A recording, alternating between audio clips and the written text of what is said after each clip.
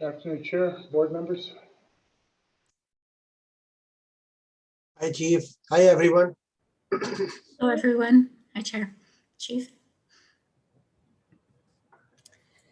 Okay. Just wait just a minute to make sure the board members have all joined.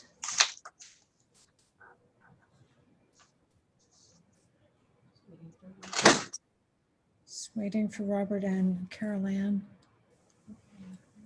There's Carol Ann.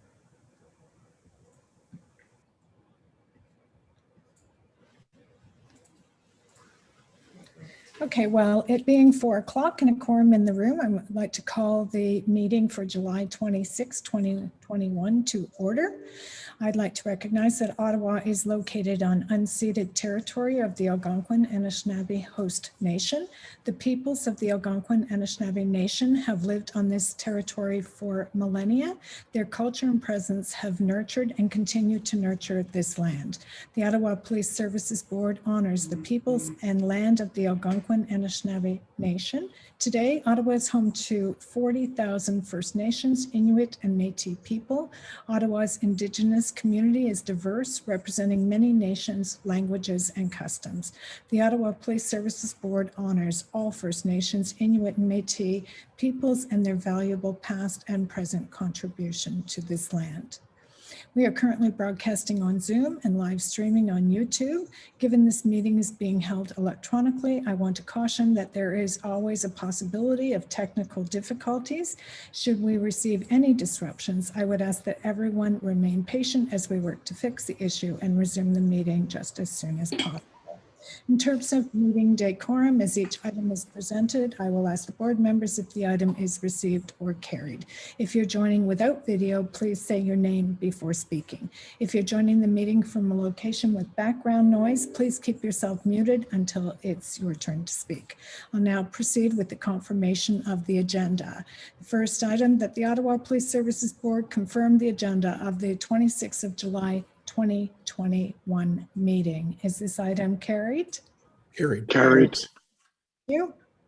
Confirmation of minutes 40 of June 28th, 2021. Are the minutes carried? Carried. Okay.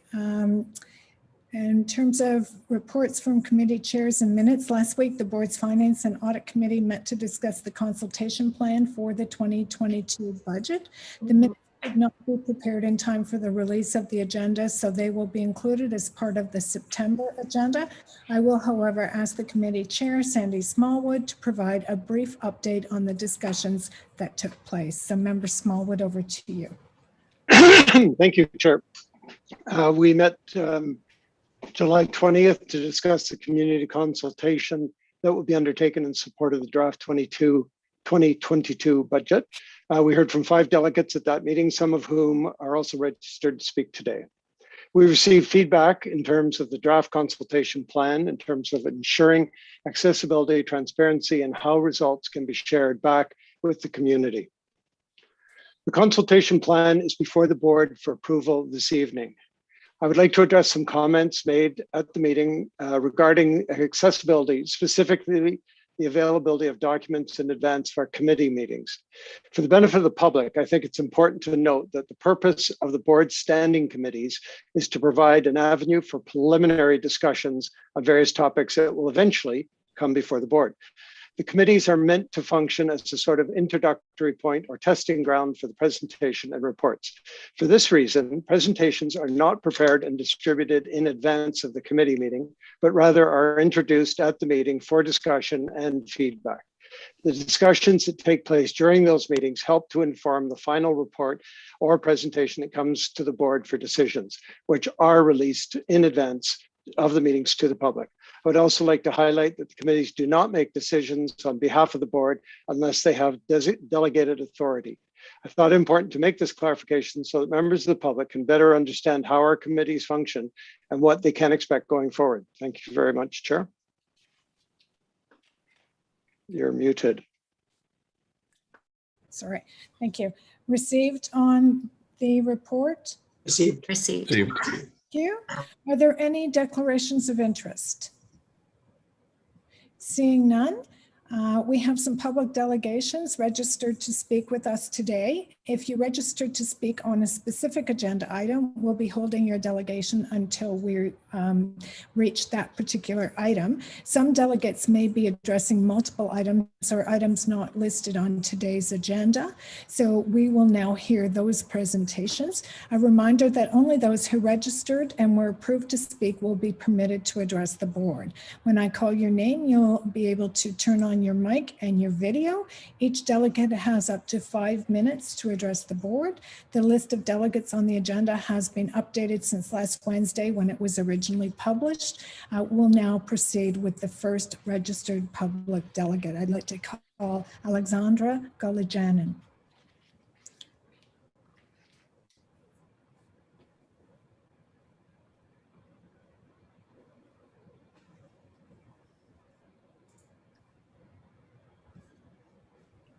Alexander. Thank you very much. My name is Alexander Golijanin, and I wanted to take today's opportunity to discuss how technology can be leveraged to build trust and improve community relations, specifically with the use of network systems. By the end of my presentation, I hope to leave you all with a new lens to view challenges from, and a new way of thinking when it comes to asking the tough questions. What led me to discuss this topic with you all today were two recent news stories that came out, which were quite disturbing. The first news story revolved around someone pretending to be a psychologist and providing the OPS with a fake report regarding a female officer's well-being.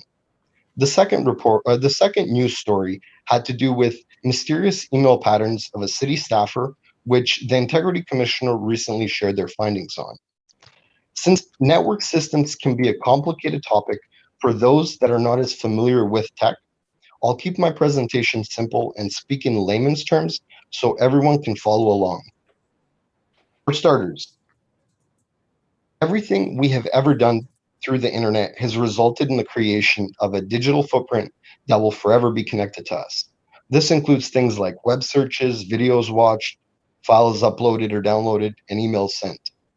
The biggest misconception amongst email users is that BCC'd emails are anonymous, and that once you empty your email trash folder, that all those emails are gone forever.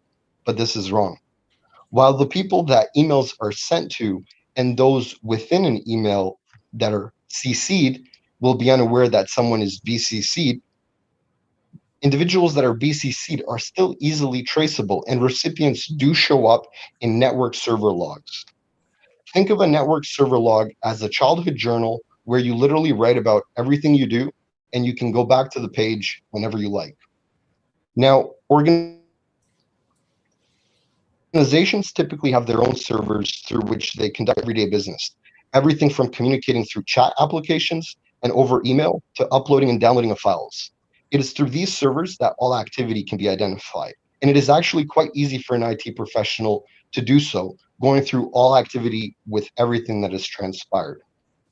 If we use a hypothetical situation with private servers, let's say of a municipality, a setting where there's literally gazillions of activity occurring, an IT professional can still literally find whatever they're searching for within a matter of a few days. This is how simple it can be.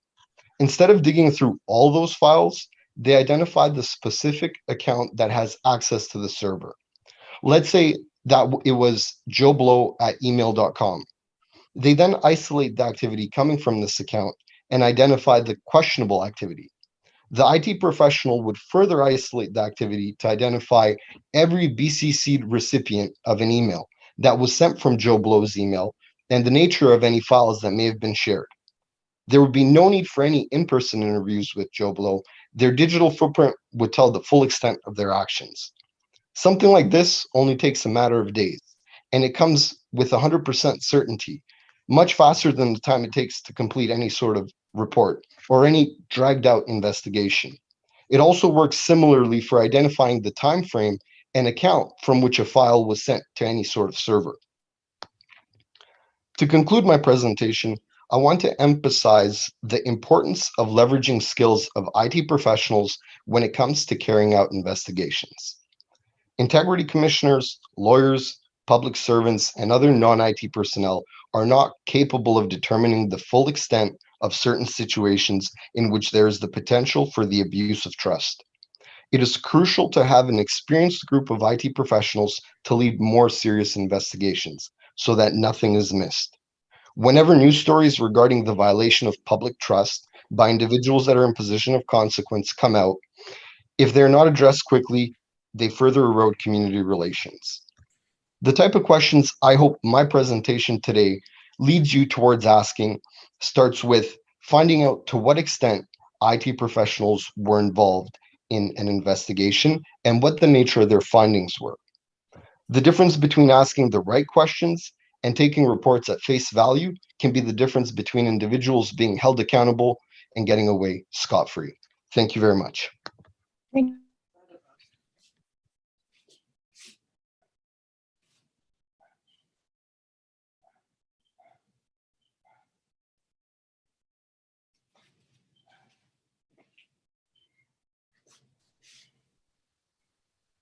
Uh-oh, I froze. Oh, no. Chief Slowly, your hands up? Yeah, Chair, thank you very much. Just a quick comment. Alexander, thank you very much for your presentation. Felt for a moment I was back in my Deloitte cyber days, but I really appreciate it. I just will let you know that the head of my professional standards unit, as well as our Chief Information Officer, Anna Beattie, so Inspector Hugh O'Toole and Anna Beattie are on this call. They will have listened to your delegation. And I will follow up with them to make sure that we're using at least those standards, if not more, to support the public trust factor that you correctly outlined is critically important. So thank you very much for sharing your delegation. Thank you. Anyone else? Seeing none, thank you again, Alexander. We'll move to our second presentation, Joanne Levesque.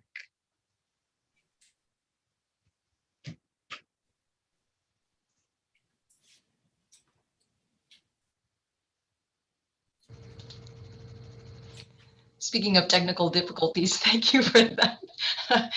Good afternoon, everyone. I'm very pleased to be here this afternoon to provide you with a bit of an update on the work of the Guiding Council.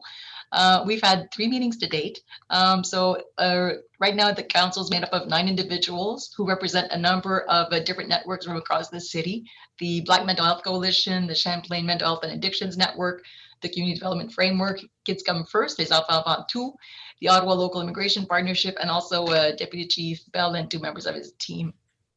Since we've been meeting, we've come together and we've established our goal, which is to ensure that we improve outcomes for people experiencing mental health and addiction crises in the city of Ottawa through the development of a systems approach with multiple culturally appropriate and trauma-informed responses. And at our July meeting, actually, we were joined by the city manager, Steve Kanalakis, and other senior leaders from the city, including public health, so that we could have a conversation about a motion that was passed at City Council in May. And while the Mental Health and Addictions Council was first established through OPS, we agreed that it's a natural evolution to work in partnership with the city, excuse me, who have been very supportive of our work. So as a result, the Guiding Council will be directly connected to the city through the Protective Services Committee under the umbrella of the Community Safety and Wellbeing Plan. One of the things that I think that I'd like to say about our progress to date, in my own experience, when we're dealing with complex issues, process has to be part of the work. And in our work, we have been very ably supported by Joan Riggs, who is a superb facilitator. And I think that one of another ingredient, so we've all agreed on a code of conduct that we review, and we're all used to when we work in groups, we have, ways of working together. But more than that, with the facilitator like Joan, she's really helped us sort of identify the hard questions that we've been working through. And because we've been able to do that as a group, then we were able to establish our goal, and now we can move forward. I also want to acknowledge that I think some of the other key ingredients of our progress today has really been Deputy Chief Bell and his team, and the ability of their ability to hear and to listen with humility. I think everybody came to this group with different expectations, and really through a lot of hard conversations have been able to, and understanding that no one person has the absolute answer, so we're able to make the progress and move forward. So where do we go from here? As a council, we're committed to working with the community and building something better. From the get-go, we've acknowledged that the negative impact that the current model is having on many community members in Ottawa. And we recognize that there are many different parts of the community that are part of the existing system and that want to see changes to the current system. So we need to make sure that those community-based responses include peer-based responses that will be part of our plan moving forward, as will institutional and public responses, and responses from those with lived and living experiences. We're committed to engaging everyone in the community in this important work for our city. I guess some of my own thoughts in terms of how we move forward on a road to a better place. I've been a leader in healthcare for 35 years in this community, and I've had the opportunity to work in hospitals, in public health, in community, and more recently as the executive director of Ridewood Addiction and Family Services. And I think we all recognize that mental health and addiction crises are connected to other issues in a person's life, and that we need to work towards responses that lead to reducing the incidence of those crises in people's lives. And I think that having the city work with us and being committed to using its leverage to support system changes through all levels of government means that we can take a whole of system approach. I think we all recognize there are a number of different initiatives in the city. By having a party that can act as a convening partner and a key stakeholder, I think we're all moving in that shared direction. And I think finally, I would say that from my perspective, it'll be really important that we involve the multiplicity of voices, and that there'll be times when we try small projects so that we can build momentum as we move along. And then in the words of one of our council members, Michelle James, who's joined us on Zoom, but she's not speaking, I think that we have to continue to be unafraid to find ways to answer questions that are difficult ones, so that in the end we have a more compassionate city and we have better outcomes for people who are dealing with mental health and addiction crises. Thank you. Thank you very much, Joanne, for being here today and for sharing an update with the board. We're very interested in the work that the Guiding Council is doing, so we appreciate you taking the time to give us that update. I was happy to move that motion back in May at Ottawa City Council to basically have the city be the umbrella organization of the auspices of the community safety and well-being plan through community and protective services. I think this work is rightly under this city jurisdiction, especially with the city's strong tentacles into the community. So I'm happy that that's going really well and that the city has become more engaged.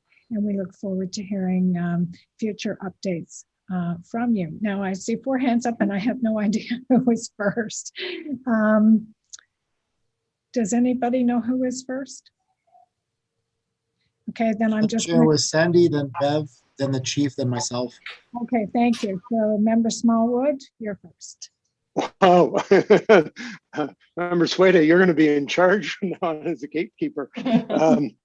So my question was just, this sounds excellent what you're doing. I think the concern I've heard from a variety of communities is there's been a lot of talking about a transition, but it just seems to be that there's no timelines.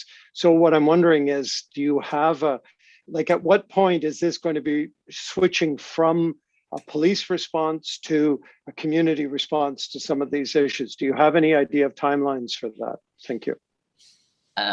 So I think maybe Deputy Chief Bell might want to say something, but I'll just say something first. I think that from the get-go, we've always talked about this being led by the community. And when I was saying that the police they were listening with humility, I think that's part of it. I also recognize that it is really complex to get the multiplicity, it's a hard word to say today, voices organized, and giving them room to speak and to bring their own perspective to the issue. So my sense is with the city being involved, and then we're going to be moving forward on establishing a secretariat, I think we'll be able to then put together a plan for when it starts to move forward. Steve, did you? Thanks very much. Chair, you good if I just add on a bit to that answer? Yeah. So first of all, I'd like to thank Joanne for being here. She's on holidays today, and has volunteered to represent the guiding council at this. So thank you very much for that. Member Smallwood, it's an important question you ask, and something that the group is working hard at driving towards. Over the past 4 months that we've been meeting, one of the things that has been established early on is a work plan. And an absolute commitment to creating actionable outcomes from the work the guiding council is engaged in the short, medium, and longer term, with a focus on the short term to make some of those tangible changes. As the group so a couple of the milestones that we know that have already been developed, as the group comes over, the guiding council comes over to the umbrella of the city, our goal is to look at establishing and bringing in a secretariat within September, October timeframe. That's really going to be able to quickly start to drive the work to have those tangible outcomes.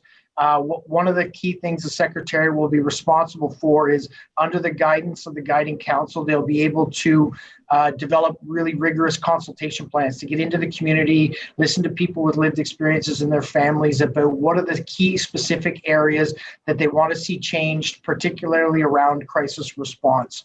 From that, they will be able to quickly build plans around that to look at those transitions. So if the secretariat is in the early fall, the hope is that we'll see some tangible change driven by the community, hopefully within this year, but at very latest early next year. Thank you. Okay, anything further, Member Smallwood? No, thanks. That's all. Thank you. Member Johnson? Yes, thank you, Chair, and thank you, Joanne and Deputy Chief Bell, for your information today.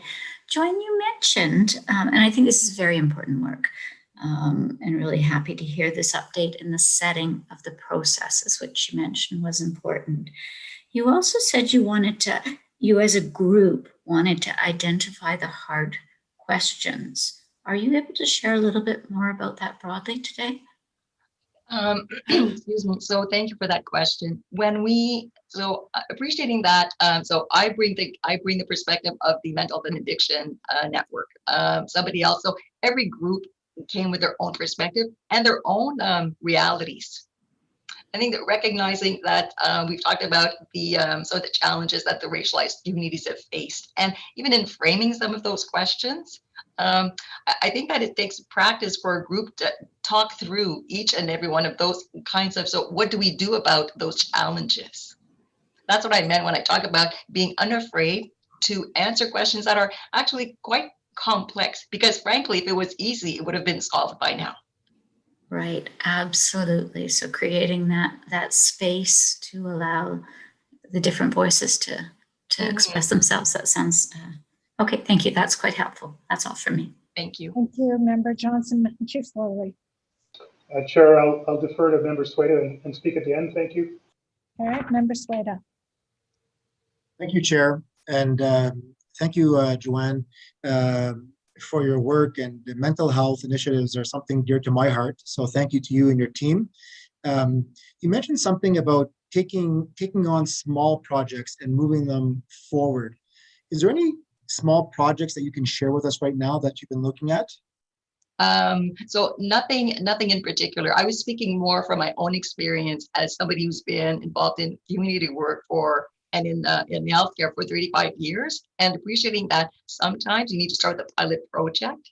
So if there's I call them bright lights, if there's something that's worked, and sometimes we'll have to try and test before we can scale it up. That's really it's more of an approach as opposed to waiting for a big plan. I think that the way to move forward is to build on the small successes, and then success begets success. Because I think that I've heard it in the group, and we've acknowledged it, that not everybody has the same level of comfort with how that, well, clearly members that some people in the community have not been served well by the system as it is. So that was more my perspective. Great, thank you again. Thank you, Chair. Thank you. Chief, do you want to go next, or should we hear from Member King first? Please go to Member King. Thank you, Chair. Member King? Thank you, Chair. And I'd really like to thank Joanne for the excellent deputation about the progress of the Guiding Council. You've really talked about the idea of organizations coming together and talking about the big questions, and then also looking at potential projects. And you had also mentioned goals. None of my other colleagues who asked questions had actually asked a question about the goals that you might be coming to. I know it's early days, so I would acknowledge that, but I was just wondering if you could speak or enumerate to maybe the shared goals and the shared values and approaches that might be emerging from your discussions at the Guiding Council. Mm-hmm. So I think that for me, that we came together to identify that overall arching goal. So improving the outcomes for people experiencing mental health and addiction crises in the city of Ottawa. I think that's a key part. And then also making sure that it's done through a development of a systems approach with approaches that are culturally appropriate and trauma informed. So those were some of the values that we're thinking are really key to moving forward and improving those outcomes. I appreciate that response, and especially the culturally appropriate approach. And I know if you have the Black mental health group involved, that is a big concern in the Black community. So I appreciate the approach that's being taken, and we will continue to watch with a tremendous amount of interest. Yes. Thank you for your deputation. Thank you. And I really wanted to acknowledge, as I mentioned, Michelle James, who's part of the Black Mental Health Coalition, and all the members who really bring forth the different perspectives of their own groups. Okay, thank you, Member King. Chief Slowly. Just very briefly, Chair, thank you. Joanne, thank you. Michelle James, thank you. I really appreciate the support of the Guiding Council in this important work. Acknowledgement again to Steve Bell, also Jamie Dunlop, who's been leading this, as Steve has been leading our CAO's position. Two great efforts combined with the community leadership we've heard from Joanne and from Michelle and others in the council. Chair, I also want to acknowledge your efforts to engage the city more directly in this matter. Your intervention back in May has proven to be a major step forward, I think, for the city. So I thank you for that as well. And Joanne Riggs, who supports our Community Equity Council and has got rightful recognition as being a strong enabling factor in the success we've had to date. A lot more to be done, but we're making some progress. And again, really appreciate the community stepping up, taking ownership and taking leadership of this. Thank you, Chair. Thank you, Chief Slowly, and thank you again, Ms. Levesque, for being with us today. We appreciate my pleasure. Coming in, especially on your vacation time. So thank you. Off to the cottage now. Thank you. Good. Bye. Our next speaker is Cassie Slack, and they will be followed by Inez Hillel.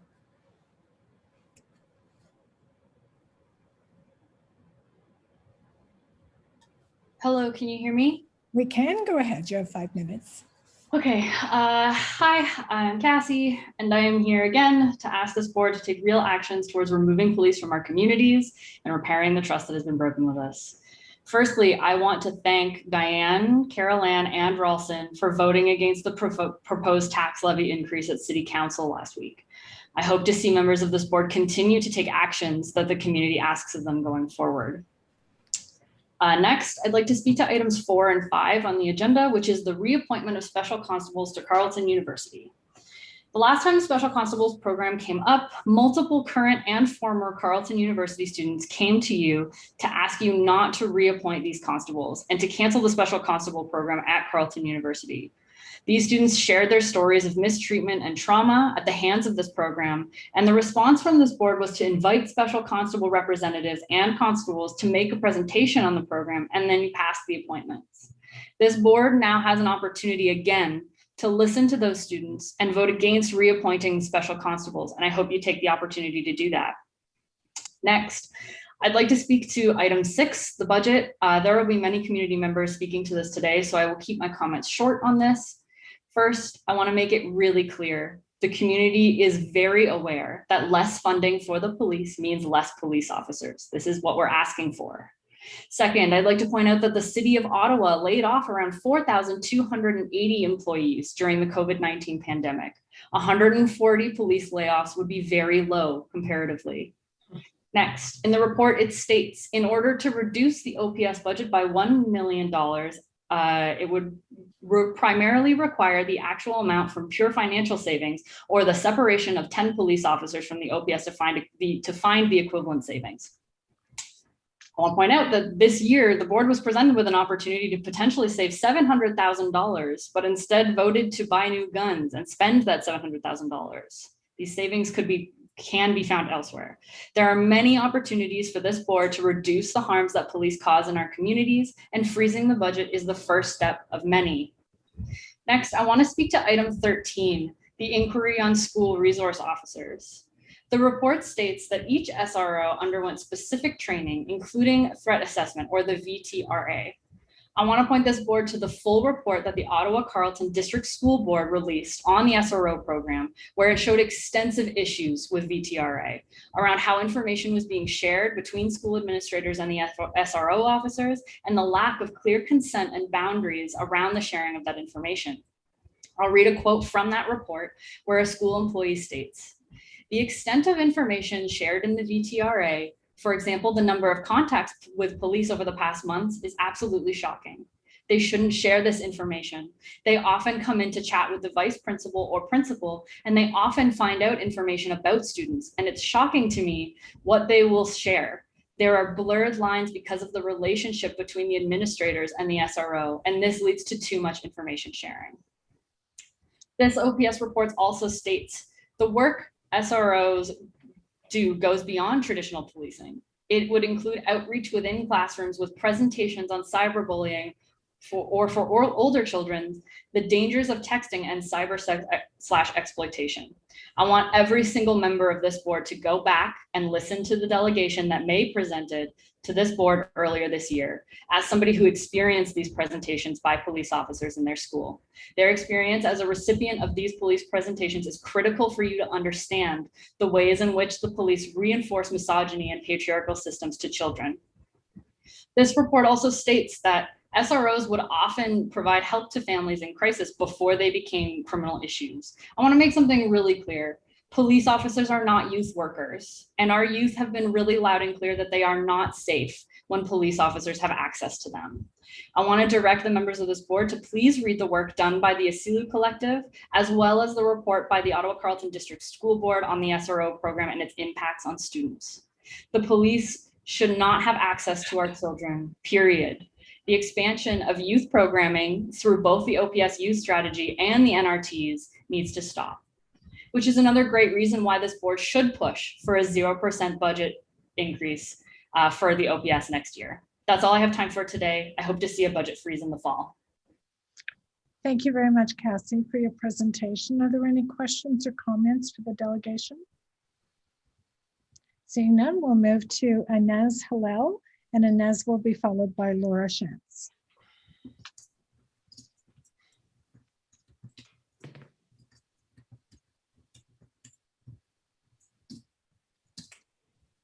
Hey, can you hear me? We can. Hello, you have 5 minutes. Go ahead. Great. Well, hi, everyone. My name is Inez Hillel, and I'm an economist at Vivek Research. I'm here today to speak mostly about the police board budget freeze and what it would take for that to happen. But I did also want to flag that we've already led a community-based mental health response with the help of 613-819 Black Hub. And given that everybody on this board is very interested in mental health and community alternatives, we did want to say that we have a program. It's designed entirely by and for this community and would cost less than what is slated for the budget increase this year. But I wanted to start by going over this responsibility of freezing the budget, because we keep hearing that it is hard, it's complicated, it's time consuming, and now we're getting a bunch of rebuttals as to what would happen, potential consequences if the budget were to be frozen. So for one, it's time consuming. We've heard that it can't happen overnight, but you've had a year to act on this.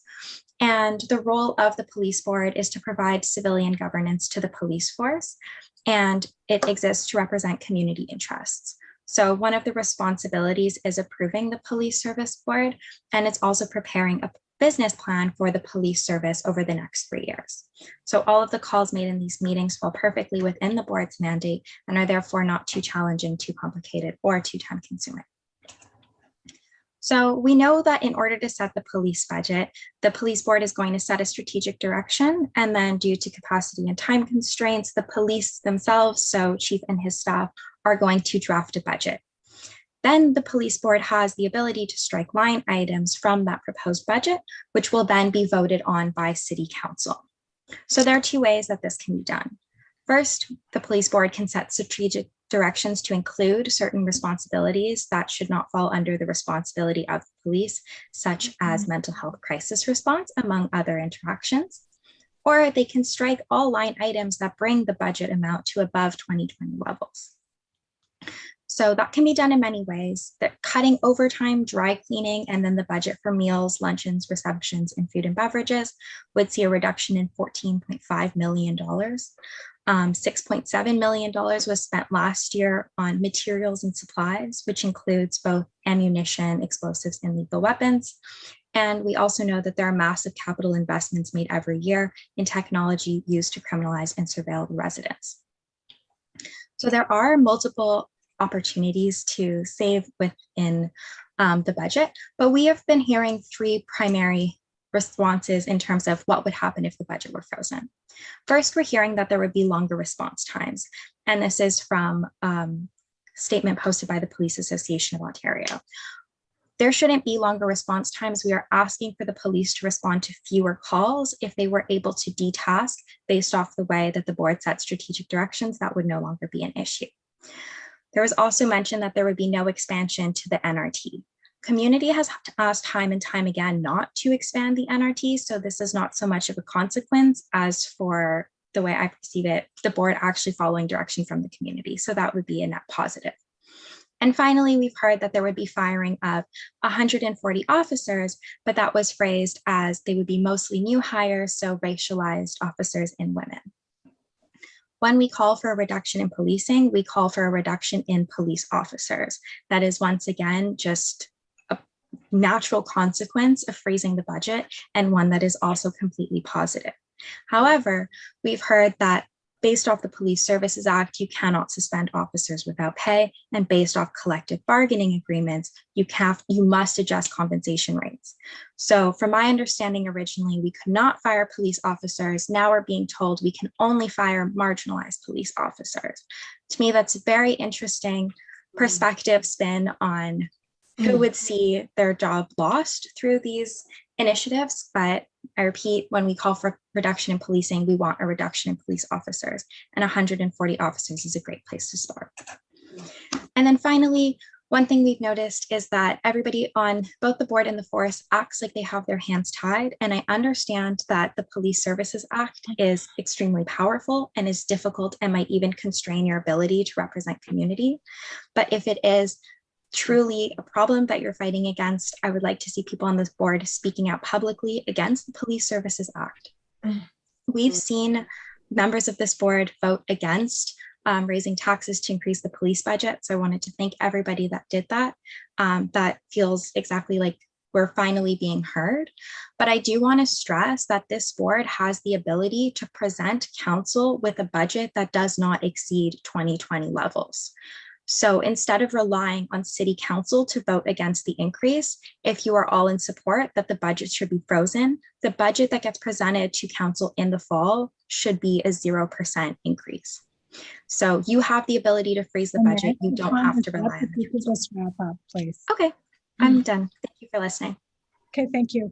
The one thing that I heard you say, maybe I need to look to Chief Slowly to elaborate on that, but you were talking about the service not being able to fire officers who have been involved in egregious acts or criminal activity because of provincial legislation. And then you equated that to layoffs that you called firings, but I think you're talking about layoffs of by reducing the service. And I wondered, Chief Slowly, if you could just explain the difference between those two things. Yeah, Chair Deans, thank you very much. And I appreciate the delegation from Inez, and I understand sometimes it's difficult to do research from afar and use documents to make points or anecdotes and stories and interviews to find a understanding of a very complex piece of business called policing budgets and the Police Services Act. Chair, to your specific point, I was also assuming that Inez was referring to layoffs or separations due to a contraction of the operating budget and the size of the services staff. That is very different from a termination for cause, which would be the other examples she used, a member, whether it be a police officer or a civilian member who acts in such an egregious way as to justify a termination for cause. Those are two very, very, very different circumstances. The Police Act allows for termination with cause, but it has a very procedurally driven and precedent anchored process around which it makes it difficult to do so. And that's been well explained at this board in many, many meetings well before I arrived here. The issue of separation due to a contraction of budget is a very rare occasion in policing. I suspect it's been very rarely, if ever, discussed in the public forum here. Again, it is not as was presented by Inez, and I suspect she did the very best she could to understand that piece of business, but it wasn't clearly explained. So thank you for the opportunity to do so. I will say again, despite some good points raised by Inez, there were a lot of other problematic things that she said. For the purposes of time, I won't go back into it, but a lot of issues that clearly are not well understood or not well publicized to allow for a better level of understanding. I'd be happy to support that offline at some point down the road. Thank you so much, Chief. Thank you, Chief Slowly. Member Meehan.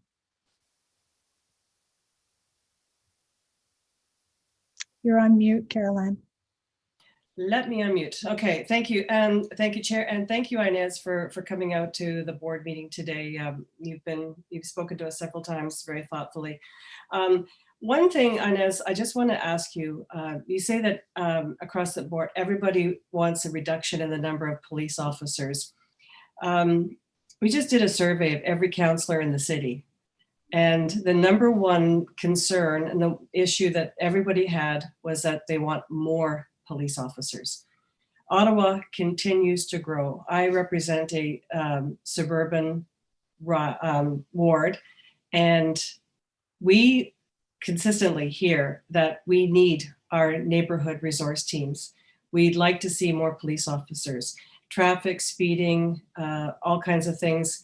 We need more police on the streets.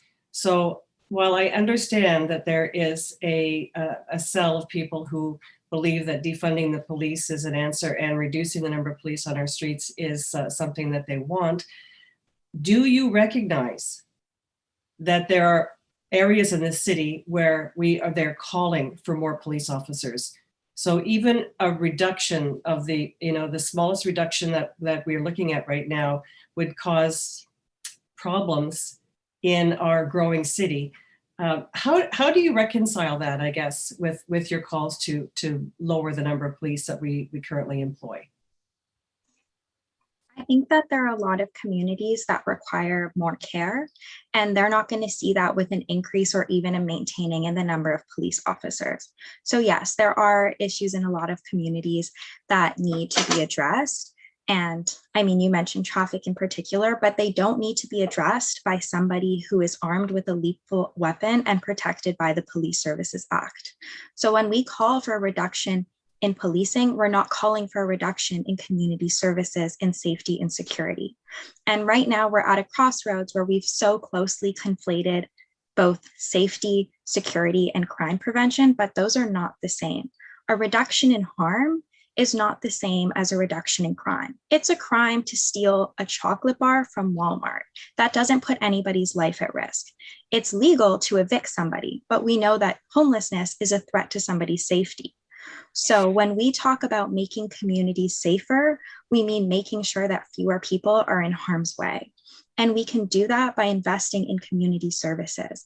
And right now, the only option we have available when something goes wrong is calling police to come after the fact. And that's why we're left in these situations where it's just a perpetual cycle of criminalization. Police cannot prevent crimes from happening. That's not physically that's not something a person can do. Yes, but we know that if people a police presence can stop cars racing down a street. Police can ticket a car that is, endangering people's lives. It's proven that when the police are out here, we see a reduction in speeding. So, I mean, if you want to reduce the number of police officers on the street, Give me a suggestion of how we combat some of the issues that we have got out here. When I say out here, I'm talking about Stittsville, Orleans. This is a massive city.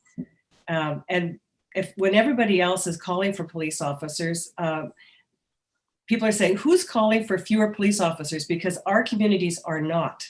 So tell them what they're supposed to do if we reduce the number of police on the payroll right now. What do they do? Well, like if you want there to be traffic police, like I just don't think it needs to be somebody that's armed. Fine, have Okay, unarmed give me people an in idea. uniform. Then Like- who's it going to be? Who's it going to be? Because we've been exploring options. Okay, it can literally be anybody that has the authority to like issue it could be a red light camera. It can like it doesn't have to be a police officer.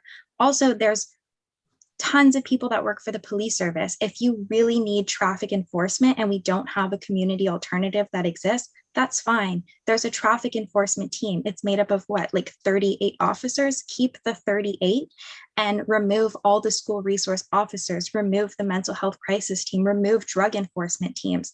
It doesn't have to be everybody at once. Why would the 140 officers be removed from the one service that we don't have a community alternative for? Cut them from places where we have alternatives first. And then we can work as a community to figure out ways to solve other issues. Not everything's gonna like be resolved in one fell swoop. I want to thank you for your comments and for your responses. I just want to make the point that not everybody in the city is demanding fewer police officers. Okay, so thank you. Okay. Thank you, Member Mann, Member Johnson. Yes, thank you, Chair, and thank you, Inez, and all the people that are taking their time to make delegations today. It is important. And the board and the service are planning a consultation plan over the next few months, and it comes with the delegations, and it comes with a lot of varied ways that we're going to do some community consultation. And as well, we have a company PACE that's going to help us speak to various groups and stakeholders and help us reach marginalized people that do have the access difficulties to delegate, to present at our meetings. So I think this process is very important. And certainly I myself and the other board members will really listen well to the information we hear. And that is a very important step as we do this budget. And so you mentioned it's within our power to do this. It's also very important that we listen well to all the sources where we're going to get information. Thank you. Okay, thank you, Member Johnson. And Inez, thank you again for being here and for your delegation today. We appreciate it. We'll move now to Laura Shantz, and Laura will be followed by Lise Pascal Inamucho.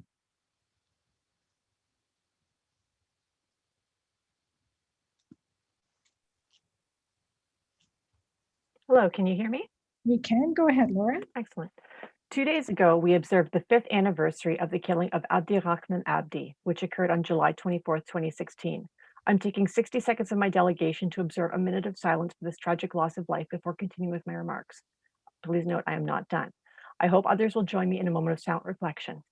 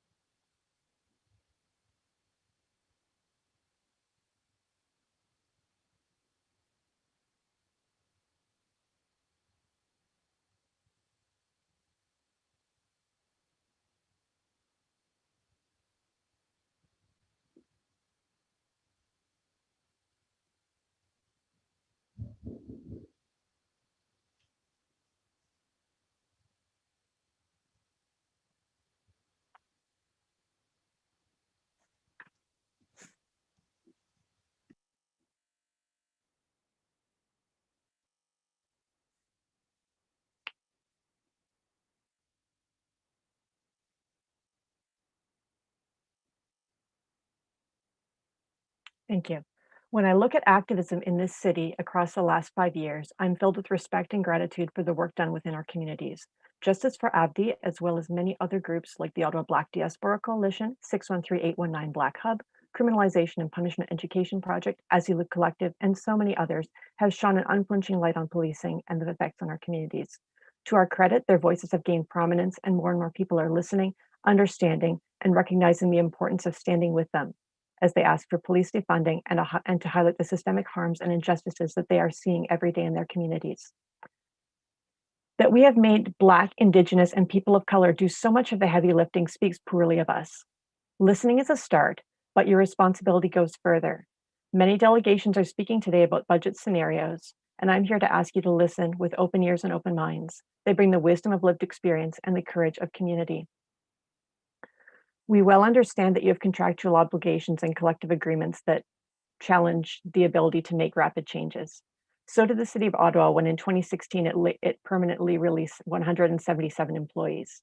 In 2004, the city laid off 200 employees to balance a budget. At unionized OC Transpo, job cuts are regularly on the table, though these are often solved by attrition. While I recognize that cuts and layoffs are unpleasant regardless of the field, it's disconcerting to say the least that it is so commonplace to lay off other staff, but whenever police budgets come up, it is considered a frightening alternative. We hear that contractual obligations make it difficult to consider a lower increase, that staffing costs are the majority of the budget, yet it is the same reality for virtually all service organizations, including those without vehicle fleets, without uniforms, without weapons, and without specialized equipment. When nonprofits, social service agencies, and other organizations are told they're getting a 0% increase, as has happened numerous times in the past years, they're expected to make do and suck it up, no matter how much it hurts. So how do we move forward in this situation? How do we demonstrate the courage of our convictions? I'd like to thank the members of this committee who at council voted against the budget increase. It's a really wonderful explanation, a really wonderful demonstration of your commitment. Baby, I'm on the, you need to wait 2 minutes. Sorry, it's my kid. I thank you for voting against the budget increase at council, for sending a signal to the community that you care, that you're listening. I'd like to see in reports in the future, in budget scenario reports, to see a little less pearl clutching and hand wringing. Some of the language in there is considerably more doom and gloom and frightening scenario than it needs to be. And these things can be presented objectively. These things can be presented with no spin. And that's what activists expect and hope for, and they deserve no less. And I hope you listen to the rest of the delegations today with ears, minds, and hearts open. Thank you. Thank you, Laura. Are there any questions? Member Smallwood.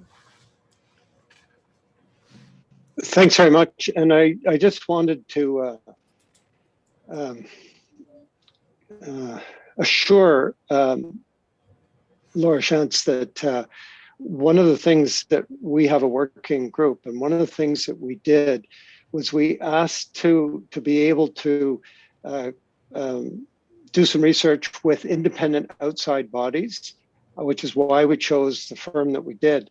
Because I hear what you're saying in terms of the spin and that sort of thing. And I think that it's not unexpected that there may be some reluctance to see reductions internally for a whole variety of reasons. And that's why we want to make sure that any suggestions, proposals we come forward are fully compliant with the Police Services Act, with our collective agreements as an employer, and that they make sense. So I understand the frustration that it seems to take a while, but just the process of being able to reach outside to get independent advice takes time. And we've set that in process now. And as a working group, we will be meeting with them, and we will be testing ideas to see if there are ways to address, because I think everybody's acknowledged that change has to happen. The question isn't whether change is going to happen or whether it's needed. Really, the issue is how quickly can we make it happen? And that's what we're struggling with. So I do thank you for coming and raising these issues. And I want to let you know we are listening and we are trying our best to make progress on this. And I'm sure that we'll never do it quickly enough. Thank you. I just like to follow up to your comment by saying I hope that the consultations you have just spoken of are treated with full transparency and openness, as my remarks last week at the Finance and Audits Committee were in that direction. Thank you very much. Thank you. Okay, thank you, Laura. Thank you, Member Smallwood. Anyone else? We'll move on then to Lise Pascal Inamucho, and Lise Pascal will be followed by Steve Ball.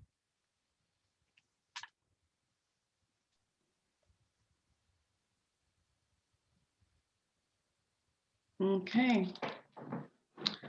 So you know my name, Lise Pascal Inamucho, and I also like to start by taking a few seconds of my delegation to remember Abdirahman Abdi's death and murder, because in our hearts in the community, we know he was murdered, even though the court decided otherwise. We remembered him yesterday, and please join me in taking a few seconds of silence.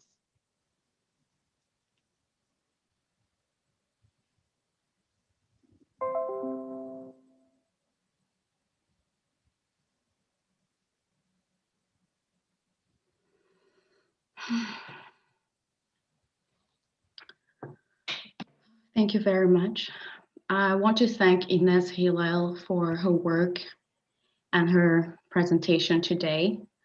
But, you know, before I share my story, because I'm just here to share my story as someone who's been dealing with mental illness, having mental health challenges, as we call them.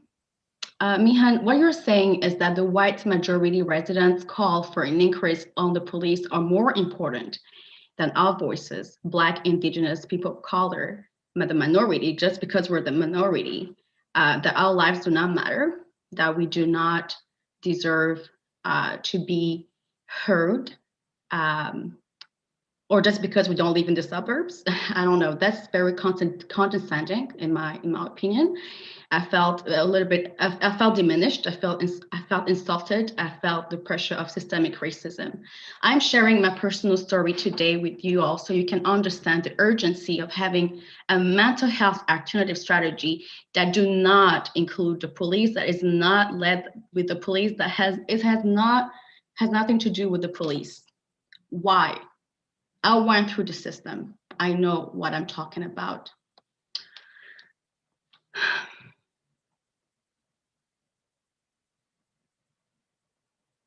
You know, the police, when they get involved in mental health calls, right, they're no experts. So it can result, and as we've seen it, it can be deadly, especially for BIPOC, like the Vivek research study funded by 613-819 Black Hawk Noir recommends, and kudos to you, 613-819 Black Hawk Noir, for doing that. $25,000 raised to fund the study. That's incredible. It can not only be deadly, it can also destroy lives, careers, dreams, and also be very, have a negative impact on society, where people could contribute to the society like myself, but not be able to because they are denied care and are met with police brutality instead. In 2017, when Abdirahman Abdi was murdered and other Black men in the city were being killed, could be out of police brutality or a system that had simply failed them, it triggered me and it sent me to the hospital. The last time I was in the hospital, that was in 2019, if I remember correctly, 2019. I was there in need of care. I was brought there by a social worker. I was brought there for care. Instead, I was met with what? They called at me, the police. I was denied the right to be bailed out by my family when the lawyer told me on the phone that I had the right to be bailed out. I was mistreated while in that police cell. I'm pretty sure that there are cameras. You can maybe check if I give you the date. There was even a suggestion that I should bring in, I should complain to the police of what the police did to me when they thought I was a mess. That's something you need to know. Even when people are in the mental health crisis, we still know what's going on around us. We still see how we're being treated. We still see who does really care and who do not care. And we remember when we get back on our feet, who's on our side and who's not. And I'm here to say I deserved compassionate, competent care, not the risk of being put in jail. I thanked my lawyer who knew how to navigate the system. And she told me, Lise, Pascal, you're Black. You know, it's a good thing that you had good grades in school. It's a good thing that you have a great job. Someone else would have been put in jail. I spent the night in a cold cell where I could have been bailed out. Somewhere where I could not get the care that I deserved and that I needed. It was disastrous on my mental health. It took a lot of energy, a lot of effort to be able to get back on my feet. And my dreams kept me strong, only my dreams, because I wanted to give back to my community. I wanted to, being the oldest in my family, I wanted to set the example. And I've always been told, you are strong, you are resilient. You have to fight, you're a fighter. So I had to fight. But I wouldn't have been able, I didn't have to go through that if there was a system that really took care of people like me. You know, if there was a system that could take care of people like Abdirahman Abdi, who could be maybe still among us today if the system was different. I wouldn't have been able to. Please, your time is up. I've given you a little extra time, but if you... Okay, sorry. So I'm just going to say here, conclusion, the police was created as a response to a community need. And now the community, a minority, yes, they're asking for a change. That's the community need. And the society does change. Why can't you implement what the community is asking, which means removing the police from the mental health strategy alternative process? That's it. Thank you very much. Thank you very much. Thank you. And there is a question, so don't go away. Member Meehan. Thank you very much, Chair, and thank you, Lise. I feel compelled to just address some of your comments off the top of your comments this afternoon. I certainly did not intend to demean you or anyone in the community with my comments about the desire for a lot of communities in Ottawa to maintain the level of police or increase the level of police. I represent a ward of over 70,000 people, many who are of Muslim and Chinese descent. We have quite across the board are asking for something to do with what you are and your community are asking for. We hear calls to defund and get police out of the mental health response teams. We are working on that. If you've attended these meetings, you know that we are committed to doing things differently. So please don't go away thinking that I'm slamming you in any way. I am not, but I have a job to represent my community as other councillors in the city do, okay? So that's their position. That's all I'm saying. Thank you. Thank you, Member Meehan. Anyone else? Thank you, Lise. Do I have the right to respond, or I don't have the right to respond? No, no, you don't. I'm sorry, but thank you very much for being here. There is another question though, Member Sueda. Thank you, Chair, and thank you, Lise, for your delegation. Chief, Lise mentioned a couple of things we're talking about, getting out of the mental health response, and I know you talked about that previously on many occasions. Can you refresh my understanding of where would you like to see the service go towards the mental health response, and any partners we're looking at to partner with in that regard? Yes, thank you, Member Sueda. And I think it was actually very well covered earlier on in the previous delegation from Joanne and the guiding council and the work that Deputy Bell and Acting Deputy Dunlop have been working there.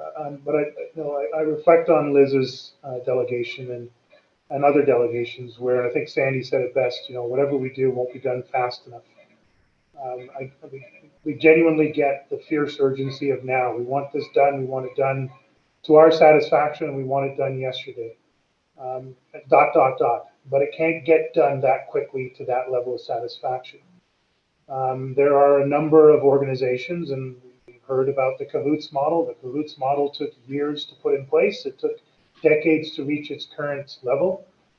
Those agencies in places like Denver and now recently in Edmonton and Toronto who are adopting a Cahoots-like model in their jurisdiction, it is taking them a period of time to establish the pilot project, which again, we heard from Joanne earlier on, pilot projects work, but you have to run the pilot, you then have to evaluate the pilot, then you have to scale the pilot.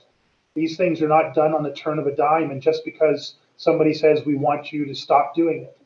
And even in the most mature model in North America, which is the Cahoots model, there is still a direct role for police in supporting calls for service that go directly to the Cahoots team. In fact, many of those calls, the police are asked to attend with the Cahoots team. They meet out front of the address. They talk about the threat assessment involving the address. If the Cahoots team still think they can handle the call on their own, they go up to the call, but they ask for the officers to stay there in case the situation changes. There is still a percentage of calls in Eugene, Oregon that Cahoots will not take because they are too clearly dangerous and violent in nature for those mental health workers to go and handle the call. So I'm still not aware of any model anywhere in the world where there's zero involvement of police. And even the most established, most mature 30-year-old model in Cahoots still has a joint operations component, a joint threat assessment component. I'd love to be able to believe that at some point in my lifetime and in your lifetime that there is no involvement in police. We are not against that. We're just not sure that we'll ever be able to get there. So let's move as quickly and as coordinated as we can. Let's let community lead this exercise while we support it. We're not dragging our feet. We just want to make sure that no one gets left behind. And in a situation that is worse than the current one that we have right now and worse than the one we abandoned 5 decades ago. I know that's not what a lot of people want to hear, but that is a reality. We are absolutely committed to getting a less and less of a role involved in mental health calls across the board, from prevention to crisis intervention. But that will take time, and it will take the community being at the table, yes, with the police, to work that out. So that's been our position from the beginning. It remains going forward. Okay, thank you, Chief, and thank you again, Liz Pascal, for being with us today. We're now going to move on to our next presenter, Steve Ball.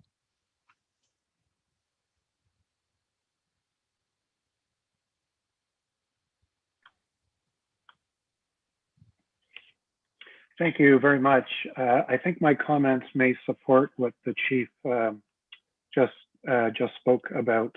So I want to thank you for allowing me to address you today. My name is Steve Ball. I've been the president of the Ottawa Gatineau Hotel Association now for the last 7 years. I'm currently a board member of Ottawa Tourism. I'm a board member of the Shepherds of Good Hope, and I live in the Byward Market right across from the Salvation Army. When I joined the Sheps, it was with purpose 3 years ago. On behalf of my members, I wanted to learn about the social agencies, to better understand the challenges people face when experiencing homelessness and mental health issues. I also wanted to see firsthand how the drug culture works, the violence it promotes, and the viability of the safe injection sites. So the conclusion I've drawn from this experience is that policing is not the solution to these problems, and that the police are often the last point of contact and with the least amount of positive long-term social impact.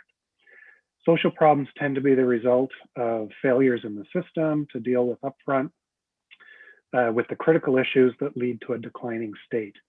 The challenge, of course, is finding the right balance between effectively addressing systemic problems facing our communities and the needing to police the bad actors. And until we have this right, policing remains a critical component of the process to ensure the safety of our community and the livability of our city. Now, to the credit of the city, they have taken major steps to better execute on investments that they're making in this area. They are improving their communications and collaboration with the community.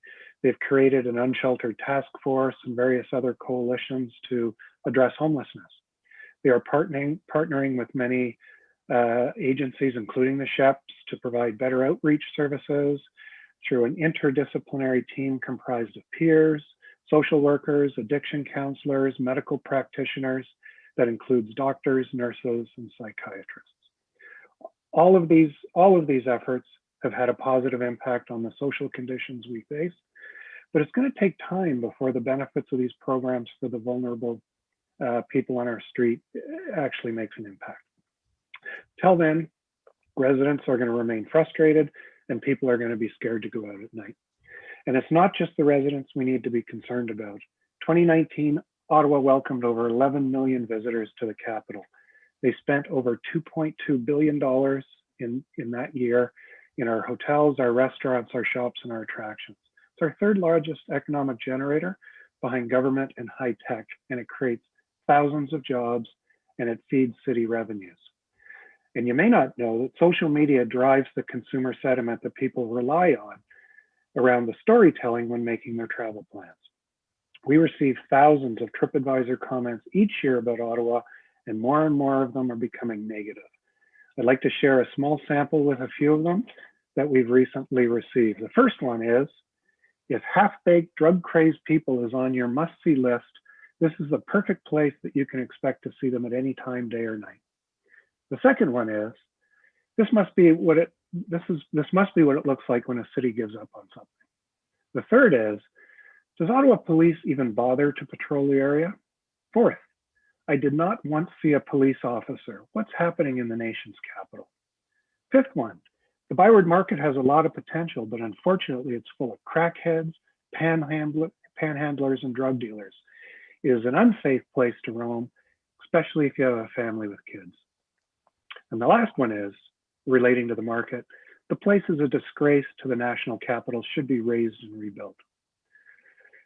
So this leads me to the point I want to make today. We all know that there's been broad public outcry to defund police forces, and we're all sympathetic to the cause, and we all agree that investing more of our taxpayers' money into outreach support and affordable housing makes perfect sense. But there has to be some sensibility regarding the timing with which you go down this road. Ottawa needs to first see some dramatic declines in the amount of crime experienced in our downtown core. And not just because COVID is giving us a false sense of improvements over the last year. We need to see less homeless and mentally challenged people wandering our streets and harassing our visitors and our residents. We need the violence to stop, and we need the guns and the gangs to get off the streets. Do I think police services can be delivered more efficiently? Absolutely, and we should be continually evaluating that. But since the neighborhood resource team has been established the last year in the Byward Market, I have witnessed faster response times and more positive outcomes. And I'd actually like to see more visibility of police on the street and have the NRT operate out of a location right in the Byward Market. Police presence should be part of the fabric of the area, right alongside the pot shops and the tattoo and massage parlors. More and more private businesses have had to resort to hiring private security firms, including the hotels that I serve. Steve, your time is up. If you could wrap up, please. I estimate millions of dollars are being spent right now. And what I would like to suggest is that we move strategically and methodically in how we transition policing with community services. Thank you very much. Thank you for your delegation. Are there any questions or comments for the delegation? Seeing none, thank you again for being here. That ends the first round of our public delegations. We're now going to continue with the agenda. Are there any inquiries? Seeing none, items of business. Item number 1, the chair's verbal report. I do have a brief report, so we'll hold that item and return to it. Item number 2 is the chief's verbal report. The chief has a report, so we will hold that item. Item number 3, Canadian Association of Police Governance nomination to the Board of Directors. The recommendation is that the Ottawa Police Services Board support the nomination of Board Chair Diane Deans to serve on the Board of Directors of the Canadian Association of Police Governance for the 2021-2022 term. Is there any questions or comments? Is the item carried? Carried. Thank you. Item number 4, appointment of Special Constable Carleton University.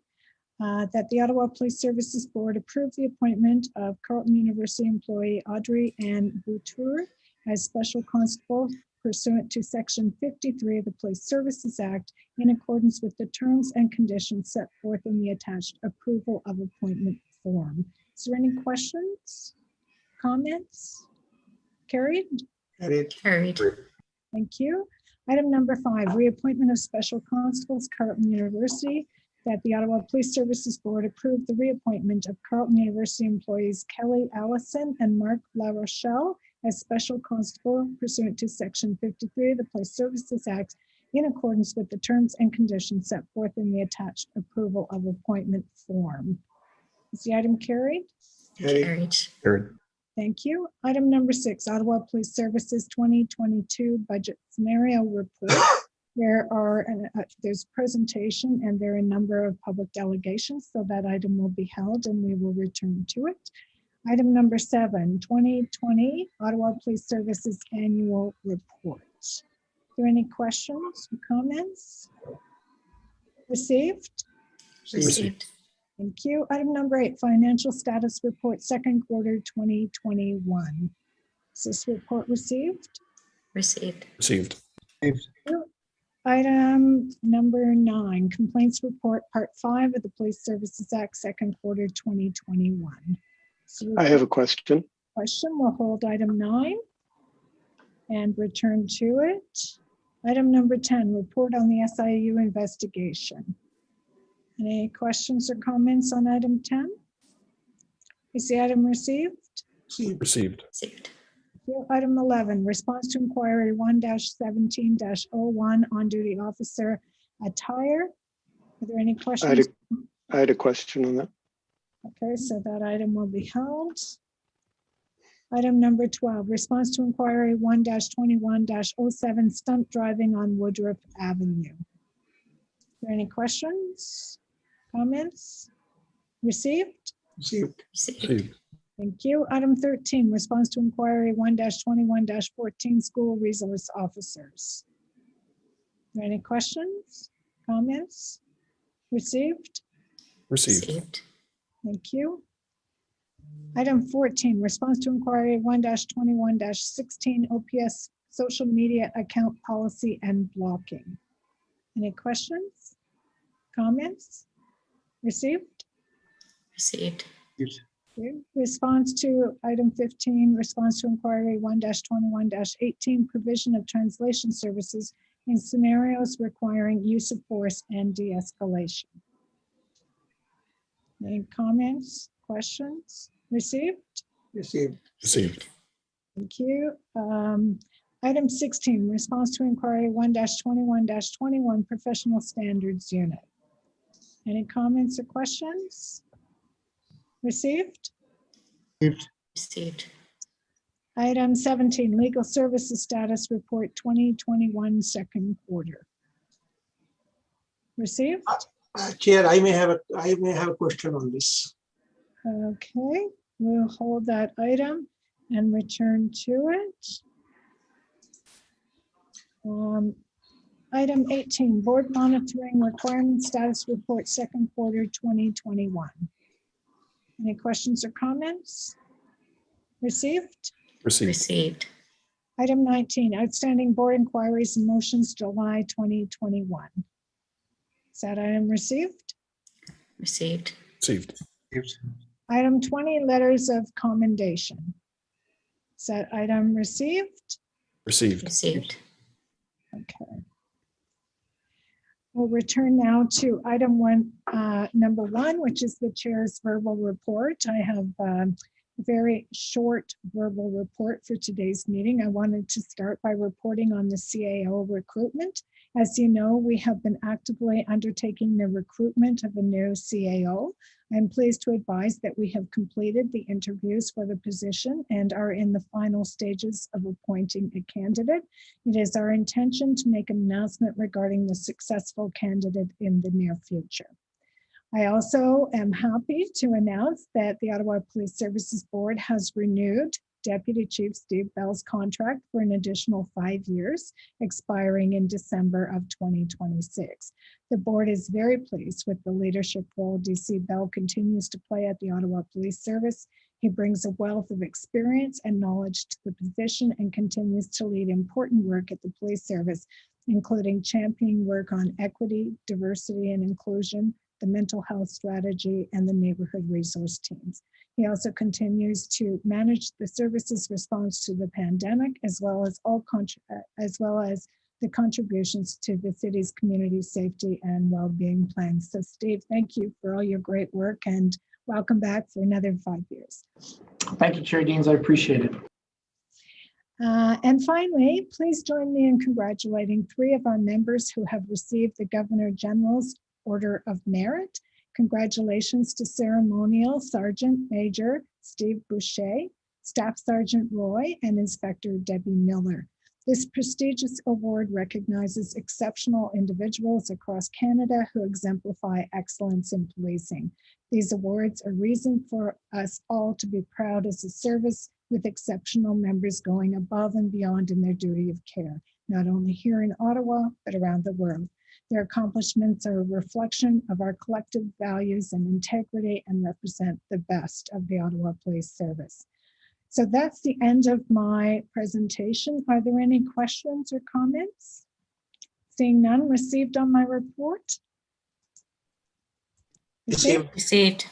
Thank you. Okay, item number 2, Chief's verbal report. Chief Slowly, over to you. Thank you very much, Chair Deans. Good afternoon, bon après-midi. Just join in congratulations to you on the position you'll be taking up very shortly with the Canadian Association of Police Governance Boards.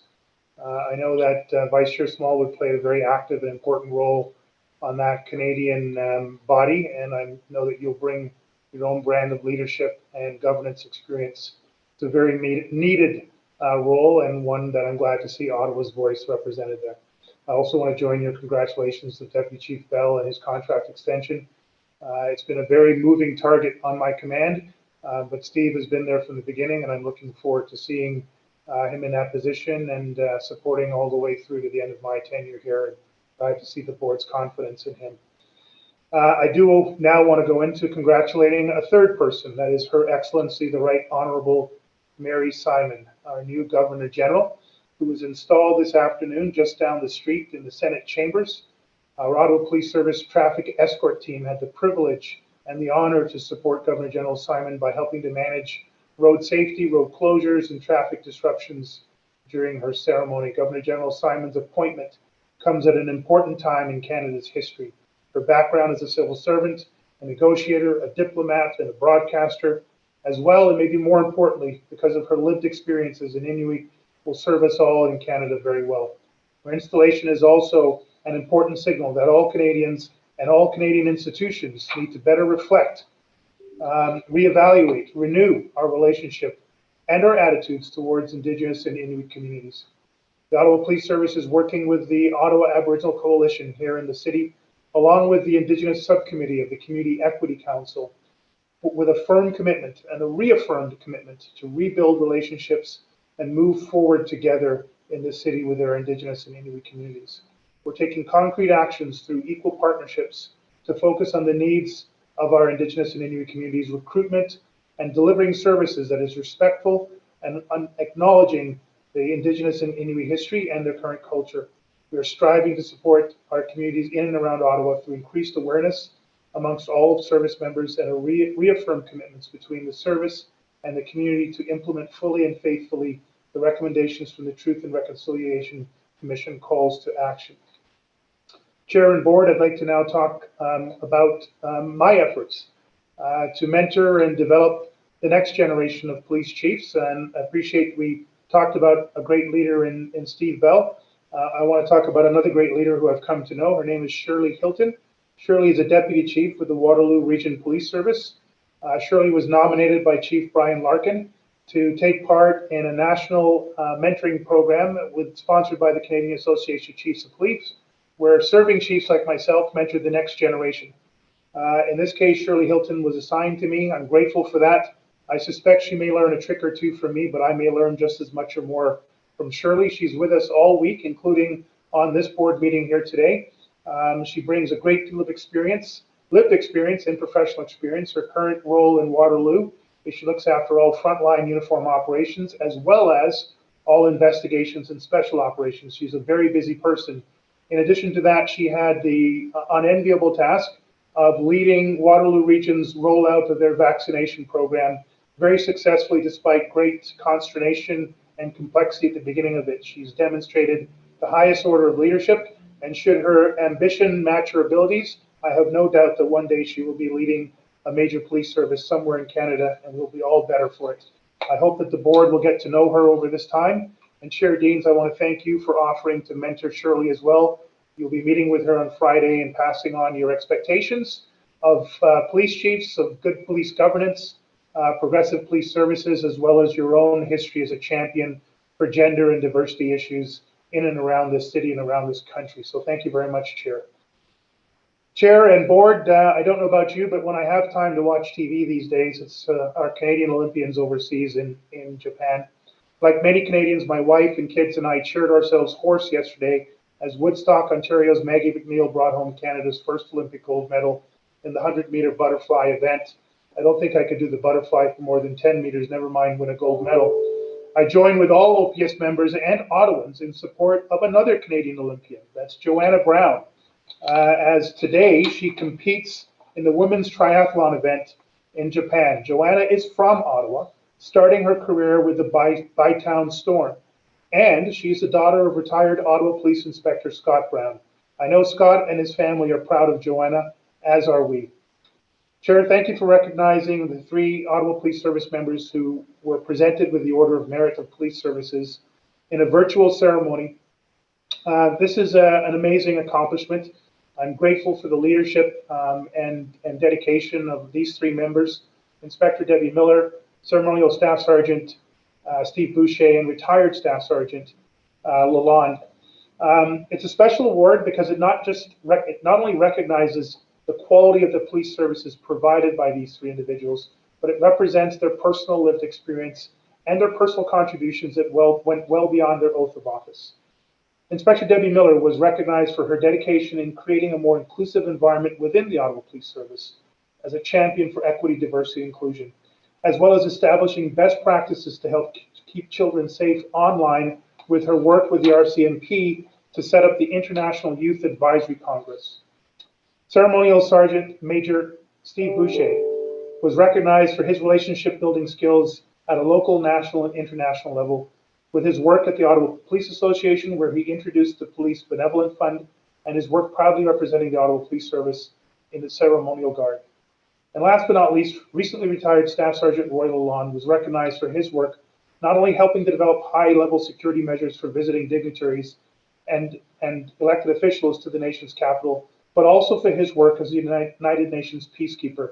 I will note that the pride that Roy shared in his peacekeeping exploits was one that I've shared, still one of the best, if not the best overall experience I've had as a member of policing in this country. And I'll be very proud to be providing the keynote speech at the upcoming Peacekeepers Memorial on August 8th. I'm very proud of the accomplishments of each of these 3 members of the Ottawa Police Service. They have improved lives here in Ottawa and around the world. And I want to participate in one of my favorite parts of these board meetings, where I get to provide direct examples of letters of commendation that have come from our community about the service and services of our Ottawa police members. The first one, last month, 3 of our officers were called to a home by a female complainant who advised that there was a man in the apartment with her who was threatening to commit suicide by throwing himself off of the apartment balcony.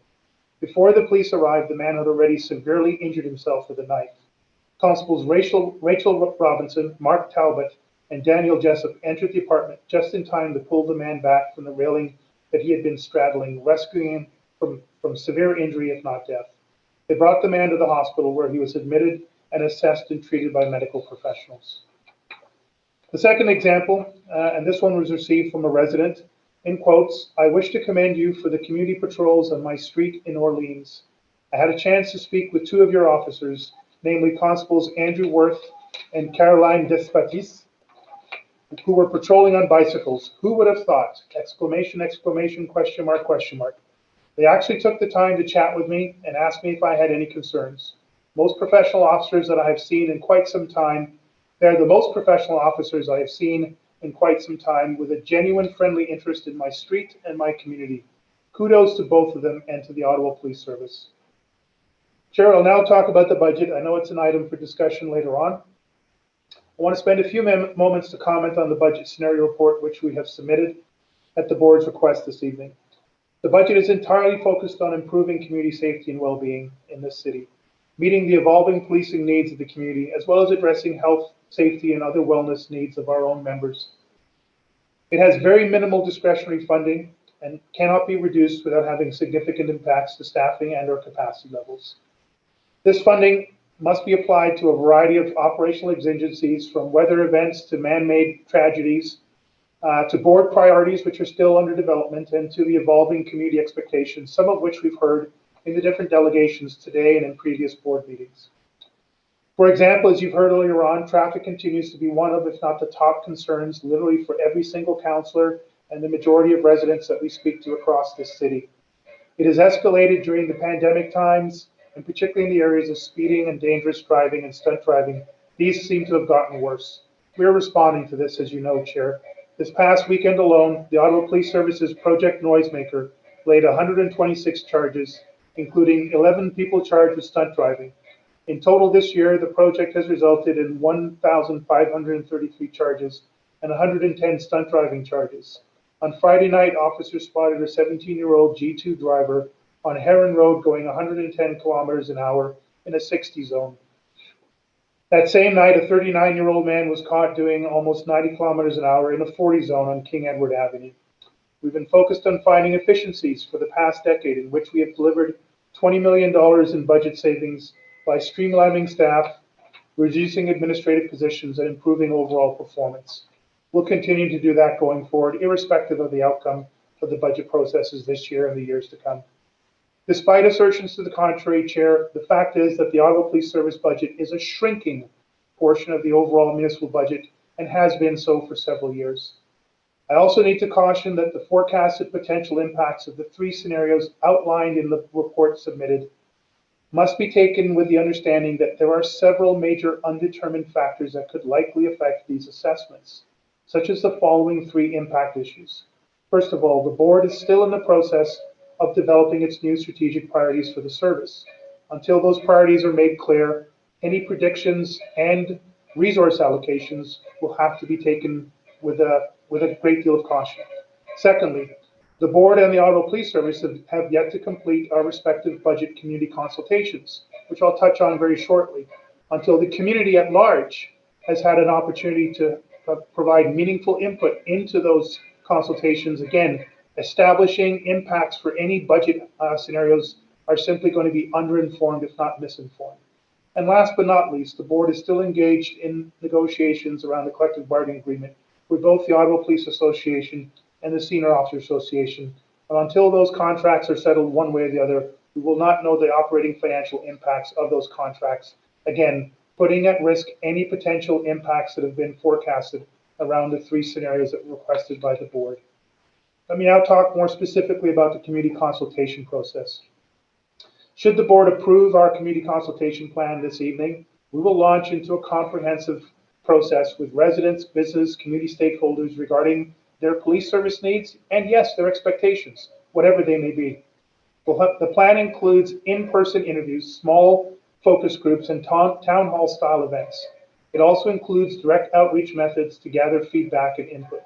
The plan will involve the board at every step along the way, including the board contracted vendors of PACE and the Strategy Core Group. We will also receive input from a diverse range of stakeholders, residents, and community groups.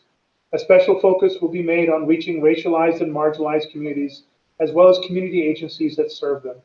The surveys that we use will be made available in French and English, as well as much as possible in Spanish, Arabic, Cantonese, Mandarin, Farsi, and Somali. Chair, I'd like to talk to you now about one of the most positive events that I've had the pleasure of participating in the last, well, quite frankly, the last year and change. On Friday morning, I had the honor of swearing in the newest class of 45 recruits who just returned from the Ontario Police College. The image on display right now is a portion of those young recruits. They represent the newest generation of officers. They actually represent the next generation of officers who will help us to deliver on our new community safety and well-being operating model for policing, one that will incorporate a whole of service and whole of city community-led approach to improving community safety and well-being for all residents across the nation's capital. I've been very impressed by the recruits' qualifications, their attitudes, and their resilience. Like everybody in Canada and around the world, they have struggled over the last year to deal with the impacts of COVID. Several of our members in this class actually caught COVID. They all had to deal with a major outbreak at the Ontario Police College. We actually had to repatriate our recruits from the Ontario Police College, bring them back home, provide additional medical and health supports, enable them to do their studies online, and then get them back down to the police college to complete their time down there. This has been a hugely challenging situation for the recruits, for the PDC class, the PDC officers and members there who've supported the recruits. I'm grateful for their leadership, and I'm grateful for the resilience of this group of recruits. These recruits represent the most highly qualified and the most diverse class in the history of our police service. They bring a wealth of prior lived experience and career experience to the Ottawa Police Service. There are recruits who were social workers, youth workers, community outreach workers. 40% of the recruits identify as female, 6% identify as an Indigenous person, 50% identified as a member of a racialized group. The group is highly educated with university and/or college degrees, and the candidates speak over 20 different languages, with 46% speaking French. Members of this recruit class bring valuable community networks and connections through their volunteer work and a wide range of other local organizations and services that they have been a part of. What struck me most when I was about to swear in these recruits for their oath of office, the parade sergeant called the recruits to attention and advised them that they could, in the swearing of their oath of office, use the affirmation or, chair, board, or they could choose to be sworn in using a Bible, a Quran, or an eagle feather. Clearly, the Ottawa Police Service is changing, and for the better. Another important change for these recruits is that our Health, Safety, and Wellness Unit was hosting welcome sessions, not just for the recruits, but for their families as well. This was in an effort to help the recruits maintain their family values and the intimate support systems that made them such outstanding applicants and which will make them outstanding police officers. We wanted to take the opportunity to recognize the important roles that their loved ones have played and will continue to play during their policing career. Their support has helped each recruit get where they are today and will help them to get to the end of their careers safely, mentally and psychologically, while earning trust and building a safer community and society. This work is part of the Family Resource Group project that is in place now to help all members navigate through their career milestones and transitions. We want all members to know that throughout their career, there are supports available to assist them and their loved ones along the way. This change was purposeful, planned, and represents the best of our current state and our future state. It is a result of hard work, leadership, and the strong commitment of our community, our outreach and recruitment team, and our board, and we thank you for investing the funds necessary to put this program in place. This is a result of the budget approved last year and the implementation and use of those funds this year. This recruit class will be fully deployed and operational on August 2nd, 2021, when they will begin working with their field training officers. Each recruit will also be assigned to work in one of our neighborhood resource team areas with local community stakeholders so that they have a chance to get a true understanding, a first-hand understanding of the needs and, yes, the expectations of some of our most marginalized and racialized communities. I'm going to be concluding now, Chair and Board, and thank you again for your patience. Our community has been calling for a renewal of policing in the city and the rebuilding of community capacity to deliver some of the social supports currently provided by the police, whether in a more integrated partnering approach or fully independent of the Ottawa Police Service, either of which we support, as long as we can build that capacity in a reasonable way going forward. We have heard such calls loud and clear. We've heard such calls today by delegations, and we welcome it. And with the board and our community, we've been working to achieve it. We want to assist community groups in working better with us to address these issues. We want to reduce calls for service to the Ottawa Police Service while improving needed service to the community, whether they are delivered independently of us or in partnership with us. That said, any such transition or transformation cannot and should not happen in any way that causes increased health and safety risks to the community members, to service members, or to service providers. The Ottawa Police Service cannot and should not do this alone. This fundamental reimagination and ecosystem integration must be conducted under the new community safety and wellbeing legislative requirements. It should be co-produced with our City of Ottawa partners and our Ottawa community partners. It must be conducted with maximum transparency, meaningful community input, real accountability, and yes, Chair, Board, sustainable resources for all community stakeholders, including the Ottawa Police Service itself. I want to thank you again, Chair, for your leadership, Board, for your support. We have very difficult and complicated work ahead of us. We will do our very best to support you going forward. Thank you. Merci beaucoup. Thank you very much, Chief Slowly. Are there any questions or comments for the chief? Seeing none received on the chief. Oh, Member Smallwood. I do apologize. It takes me a while to find the raise hand and unmute button. Chief, you made a comment, and I find it very frustrating when I read these media reports that the OPS puts out. And I'm sure you must share the frustration of stopping somebody doing, I don't know, 700 kilometers an hour on Bronson Avenue. And then an hour later, you catch the same person again, a little further down the street. And a week later, you catch the same person. And it's like an endless series of these people being caught. And it seems to have absolutely no impact on the speeding. So I'm just wondering, is there something the board can do? Is there something we can do collectively? Because this reminds me of that old thing, if you keep doing the same thing over and over again and expecting a different outcome, you're nuts. Well, that's not actually what it says, but that's the way I feel. We're just doing the same thing over and over. And I know I was at many of the meetings that were held with the city councilors, and they're always, we need another police officer on the street because we've got speeding problems. And yet it seems very clear that this isn't the answer. So is there something we as a board can do? Because I think it is very wasteful for police resources to be trying to put a police officer on every street in every community. Vice Chair Smallwood, thank you very much. I'll probably queue up Jamie Dunlop in a minute or two just to jump in and put a finer point on my response.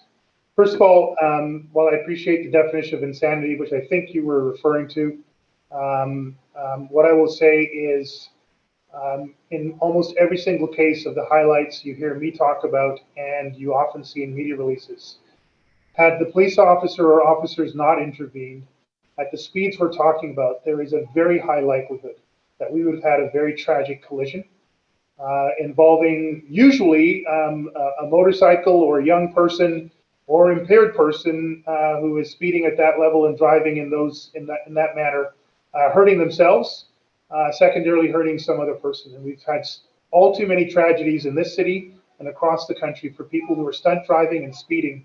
In fact, I was just reading last night, there was a global study done back in the 70s when across North America and the Western world, they reduced the speed limits to 55 miles an hour and or 100 kilometers an hour. And that prevented accidents at a rate of 15%. That is a massive amount of carnage that was reduced by engineering and reducing speeds. And I can tell you, if our officers were not intervening directly in these speeders and these stunt drivers, there would be even more carnage on the highways and byways in the nation's capital. That said, enforcement is not enough alone, to your point, I believe. Engineering does go a long way. I believe in one of the inquiries that was made by Member Meehan, and I'm grateful for that inquiry.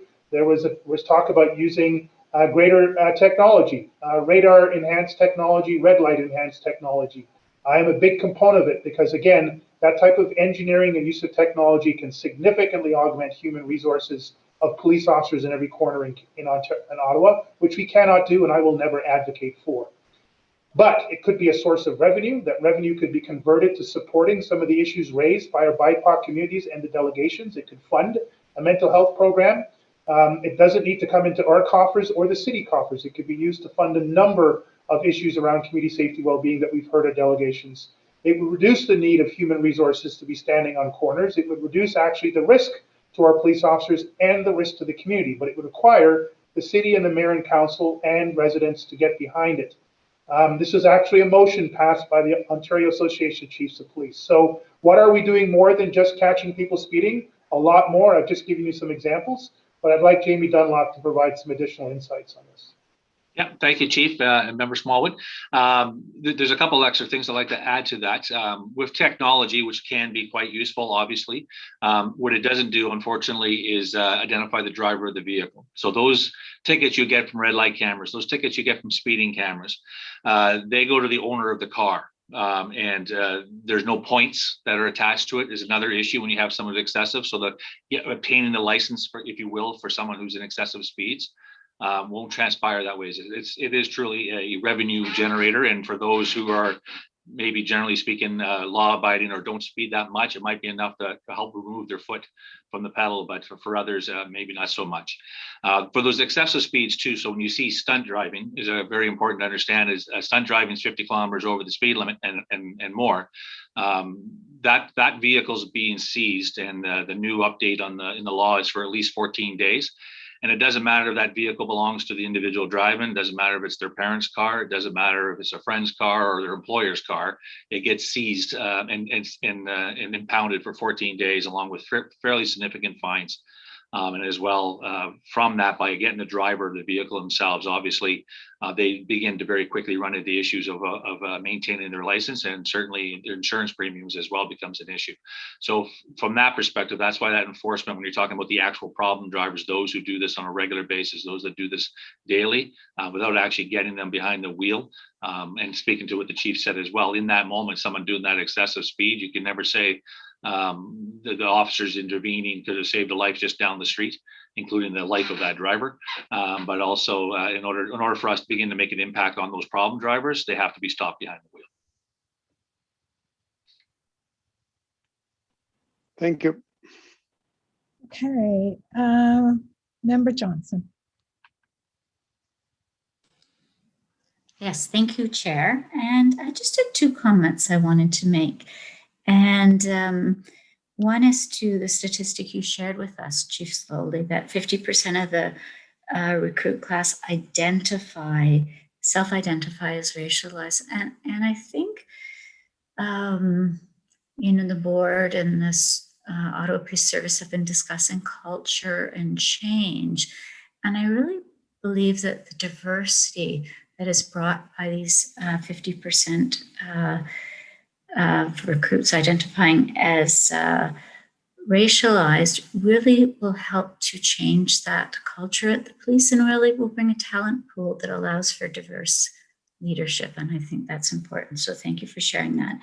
And I just wanted to make really a gentle comment that an earlier speaker tonight identified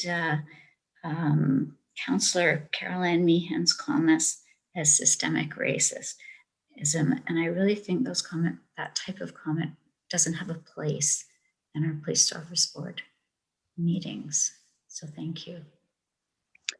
Okay, thank you. Are there any other questions or comments on the chief's verbal report? Seeing none, received on the report? Received. Thank you. Okay, our next held item is item number 6, Ottawa Police Service 2022 Budget Scenario Report. This item was held. Chief, I'm going to turn this item over to you and your staff for a presentation, and then after the presentation, we'll go directly to, we have a large number of public delegations, so we'll hear them, and then we'll hear questions and comments from the board members for that. So Chief, over to you. Yeah, thank you, Chair. You may be relieved to hear there is no presentation. My comments were already within my previous speaking notes, so please take that as a presentation on behalf of the service.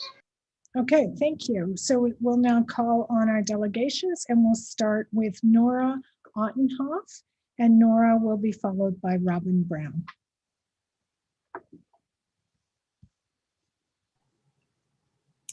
Hello. I'm just going to share my screen.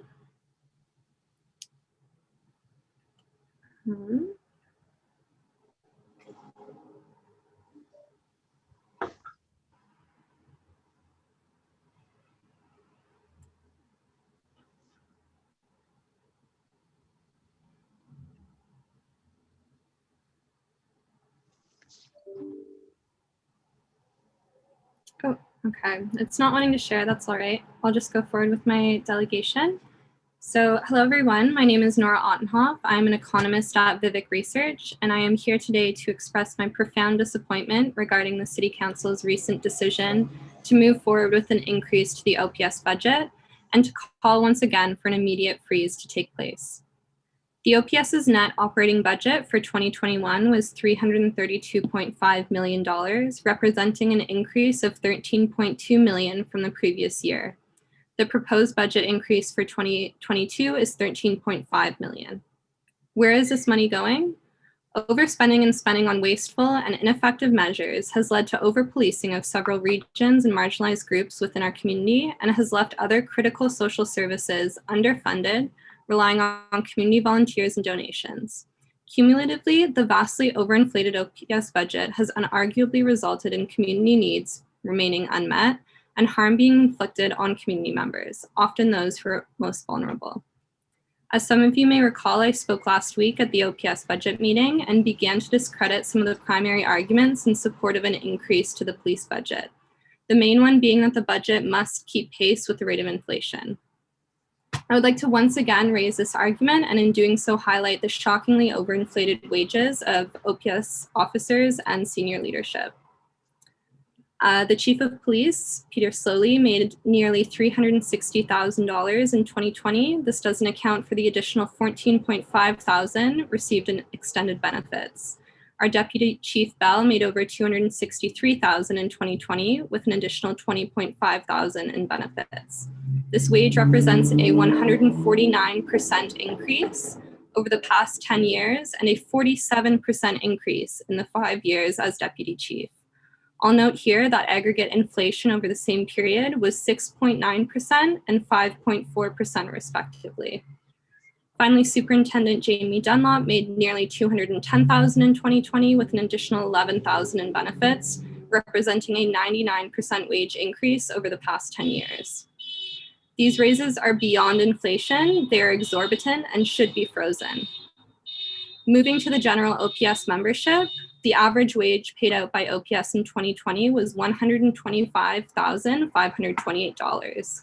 For context, median household income in Ottawa, a figure which typically encompasses the wages of 2 individuals, is $85,000.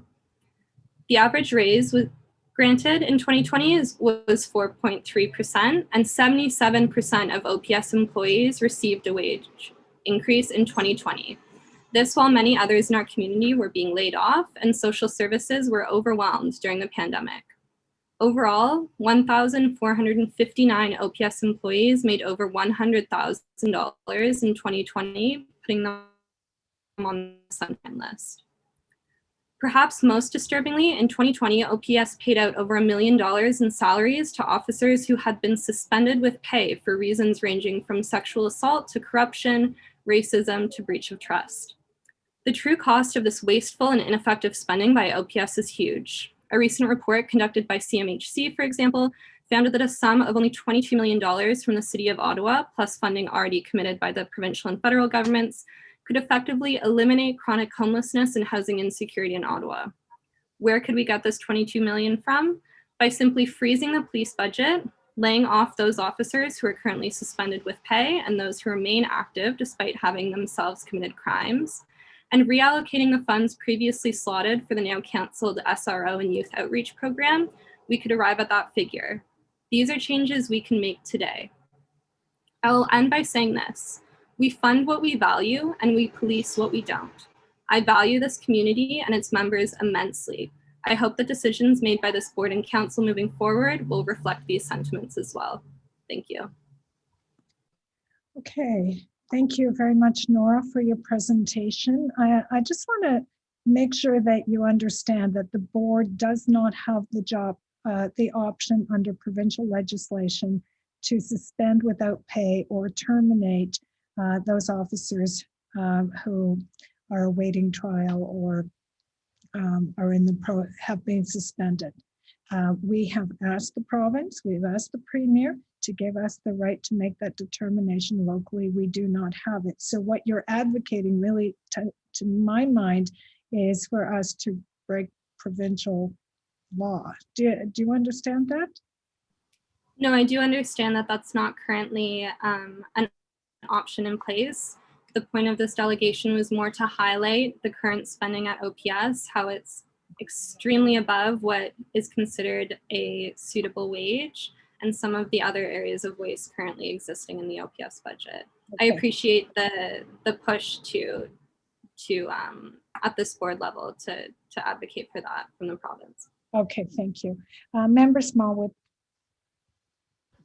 Thank you very much. And you asked, or you commented about half of what I was going to comment on. One was we don't have that option as a board. We don't have the option of saying that we're not good, because you made the statement, these are things we as a board could do right now. But these are things we as a board cannot do right now. That's our frustration. We can't do these. But the other half of it was that you mentioned, you quite accurately, and you've obviously done your homework on the salaries received and the pay increases. But I assume also you did the research on the arbitration system and the way that what happens when we bargain. I mean, we can say, we're not giving you any money.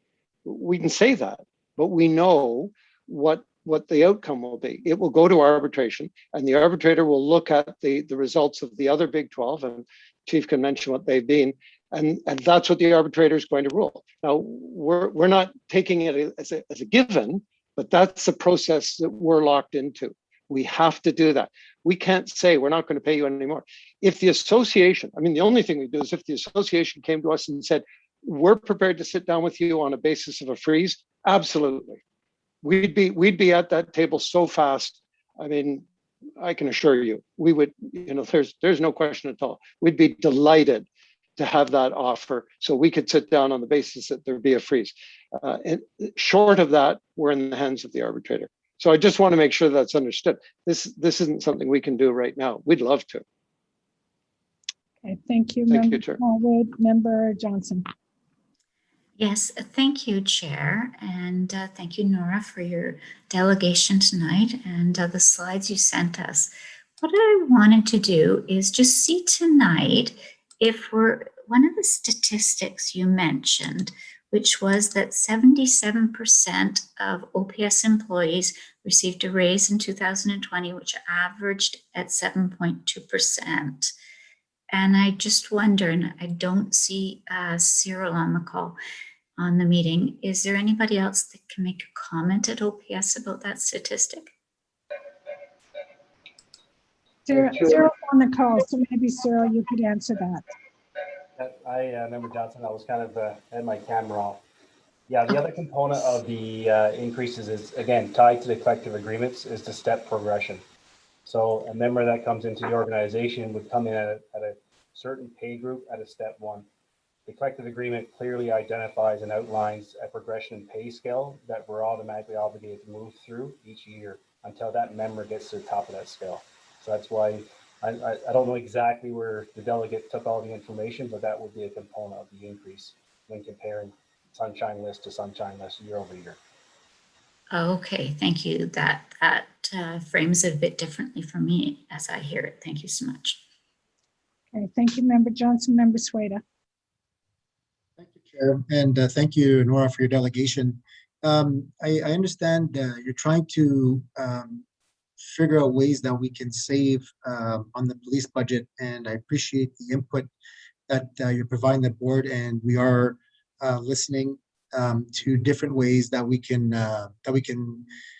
contribute to that. The question I have for you, Nora, is I understand you're looking for money to fund other initiatives, and yes, the police budget is a big budget. I'm just curious, have you looked at other government departments at different levels, provincially, federally as well? So primarily we have looked at OPS. I would sort of echo what my colleague Inez said earlier in this meeting, in that any work we're doing towards trying to improve community is done so with community harm reduction at the center of that. So there aren't many other government departments that we sort of see as areas where defunding would improve community, would make our community safer.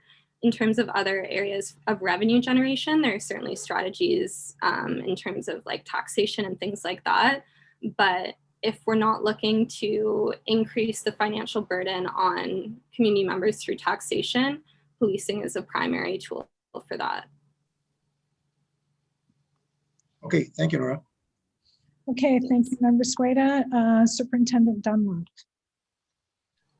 Hi, thank you. I just wanted to kind of swing back to Member Johnson's question too that Cyril answered. The other piece, when you're looking just off the sunshine list that doesn't take into account, is it doesn't divide up a person's salary from pay duties, overtime, court time, things of that nature, the extra things. So yes, it can be high, but that's not salary.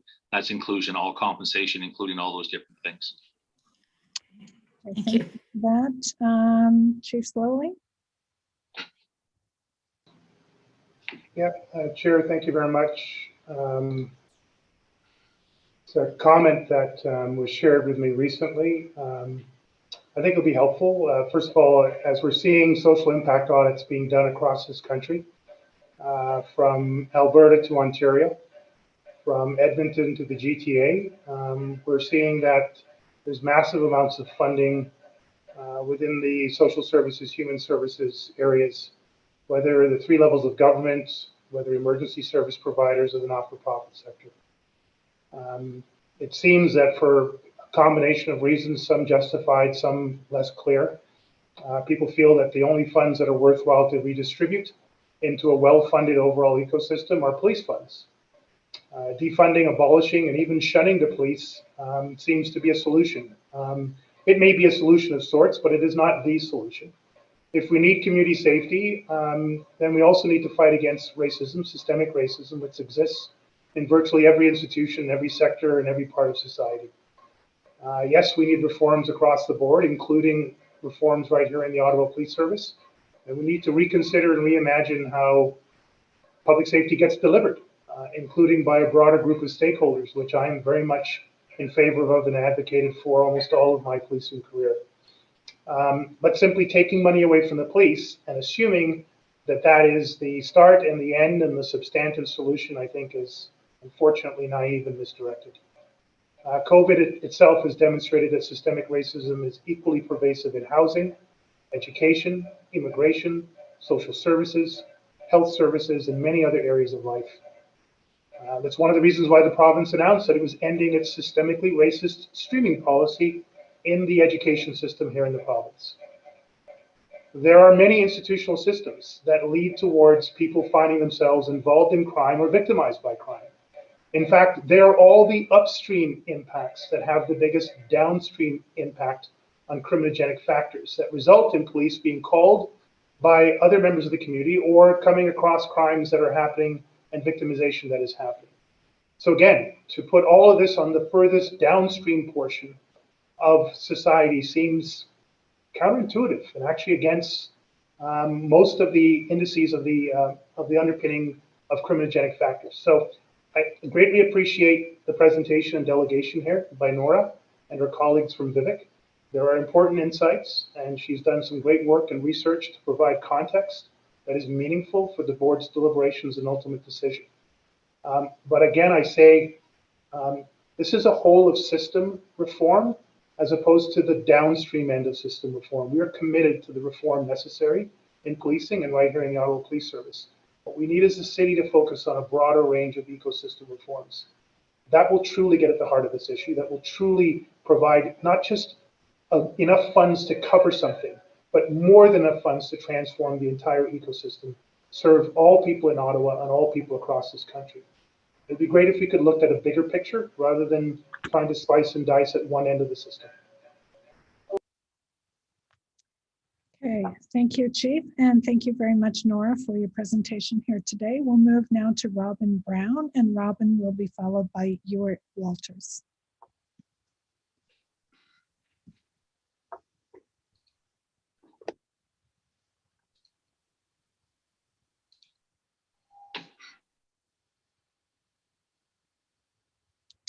Good afternoon, Robin. You have 5 minutes. Go ahead. Good afternoon. Can you guys see me properly? You can? Yeah. Very good. Hi. Well, as I've done for the last several months, I'm here to ask you to freeze the OPS budget this fall. This time, however, I'm here to say that following last Tuesday's Board Finance and Audit Committee meeting, you have all the information that you need to make the decision.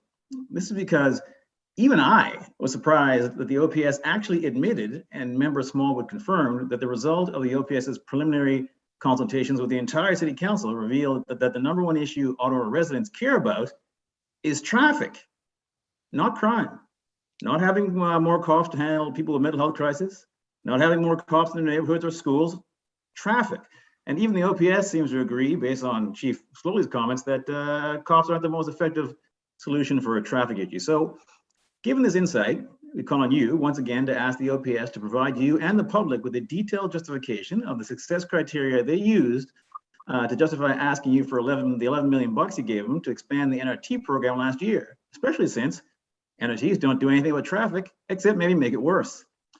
And since the OPS canceled the school resource program and the 613-A19 block hub has produced a blueprint to get the OPS at a mental health response, and we now know Ottawa residents care way more with traffic than crime, the OPS clearly needs way less money. So we ask you to freeze the OPS budget, and we have some concerns about your process for examining the possibility to do so, specifically hiring Strategy Corp. Member Smallwood said you hired consultants because you needed someone who had the expertise or had expertise in the Ontario Police Services Act. We assume Strategy Corp has this, but we know Strategy Corp also has something else. 3 paid lobbyists who were lobbying the city council as recently as August 2018. We see this as putting Strategy Corp in a direct conflict of interest, as they could avoid recommending anything concerning the police budget that could upset the councillors they're lobbying. We raised this with you, Chair Deans, and asked if the board knew about Strategy Corp employing lobbyists when it put forward the motion to hire them.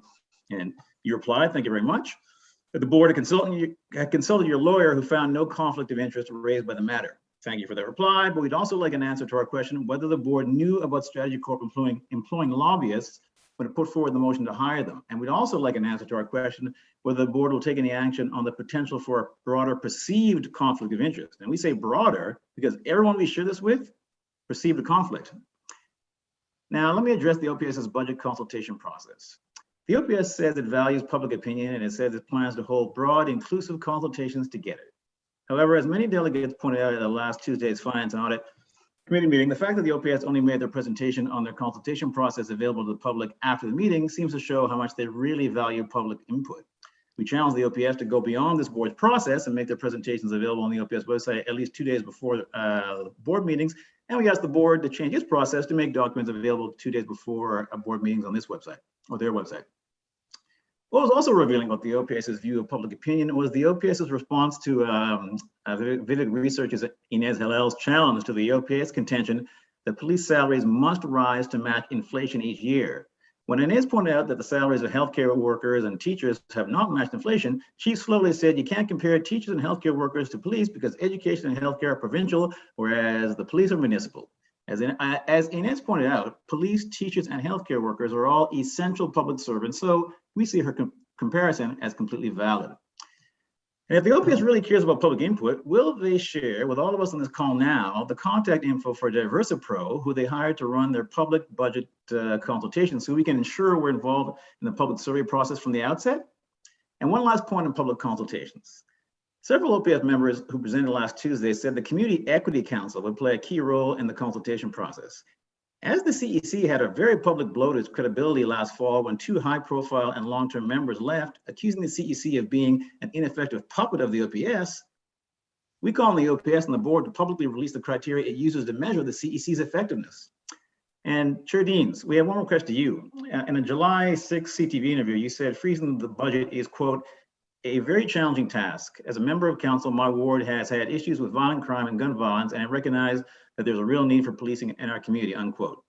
Seeing as we've heard that what your constituents care most about is traffic, can you please share your source or sources that led you to make that statement? Finally, let's jump back into traffic. The Hub has been doing our own research into Ottawa residents' concerns and also found that traffic is by far the most important issue. We also found out that city councilors have to pay for all traffic calming measures for their wards from their own budgets. So while the OPS gets $332 million, Ottawa residents and their councillors can't afford enough simple traffic calming measures like electronic speed signs. Freeze the OPS budget and free up money for what Ottawa residents really care about and what will really make us all safer: traffic safety measures and social programs that address the real roots of crime. Thank you. Thank you, Robin, for your presentation. Are there any questions or comments for the delegate? Seeing none, we'll move to Ewart Walters. I'm not sure if Ewart's on the call.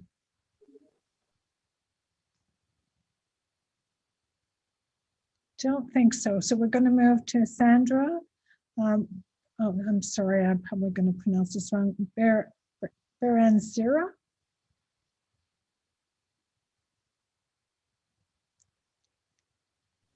Hello, can you hear me? We can. Go ahead. You have 5 minutes. Okay, great. Thank you very much. So my name is Sandra Baranchira. As you introduced me, I am the representative of the Alliance des Burundais du Canada. And what my delegation would like to present today. First, I know that it's going to sound a little bit different from what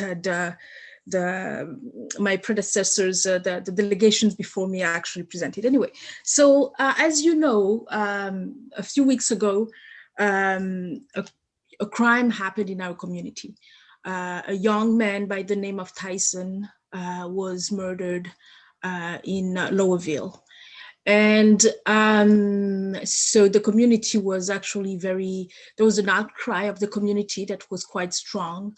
And one thing that I must actually, yes, I think that when something is, well done, I think we need also to underline it. And I need to actually to congratulate the police presence from the time of the murder to actually to now, and how they walked with the family throughout that tragedy. So I would like to commend that. So again, this is an organization that was founded a few years ago, like in 2016, especially when we were actually receiving a lot of asylum seekers in 2015. The profile actually of that community is that it's a community that is actually very well educated, and who are actually, yes, of course, who are seeking refuge here in Canada. Unfortunately, due to the economic and social reasons, they have been actually installed in some of the most dangerous neighborhood in Ottawa. So one thing that ABC, the Alliance of Burundians in Canada, Alliance des Burundais du Canada, would like to do and we have actually been in contact already with Isabelle Granger as well as Moussa Hamid. We've met. And also Member Smallwood also was present, and we discussed about how we could actually work together in a near future. I would like also to underline that it's not only ABC. There is actually many other community organizations within the Burundian community who are actually very willing to be to start actually working in collaboration with the police. However, I've actually been listening to the delegations again before me and etc. And also, of course, the presentation of Peter Solly about, the recent recruitment of the diverse police workforce, and, hats off for that. I could see that, that there has been an improvement, and the face of the police service is definitely changing. Personally, and also as a young community association, we've never had to actually deal with the different issues that have been raised by other delegations. However, we would like to prevent that, because if it's actually definitely a situation, because many of the communities have been actually in Ottawa longer than us, in order to prevent us and maybe to change things, we would like to be able to work with the police, not only in the training of the new recruits, because sometimes there is some kind of misunderstanding. I could see that, yes, the phase has changed. However, the system also needs to change. And if the system change, if we want the system to change, we have really to work hand in hand. I will not come, like really being like, let's defund the police or freeze the budget, because I have not yet experienced, myself or our community, anything wrong with the police. However, in order to prevent this to actually go further and to change whatever has been actually observed by the delegations before me, I would like, to really start working with you, either in terms of training of the recruits or also in presenting with the higher management within the police system, because I do believe that it's by working hand in hand that actually we can change things together. Thank you very much.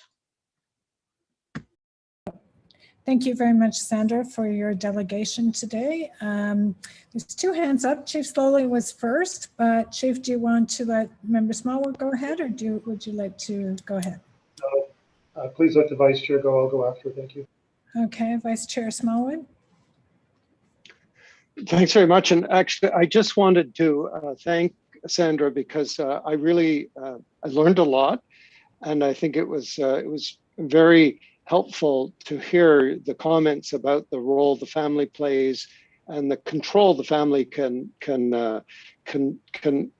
bring to bear when there's issues in the community, and how important it is for the police to understand that and understand the role that various members of the community play. So I think it was a really valuable experience for me, and I just wanted to thank you again for having the opportunity to come and listen.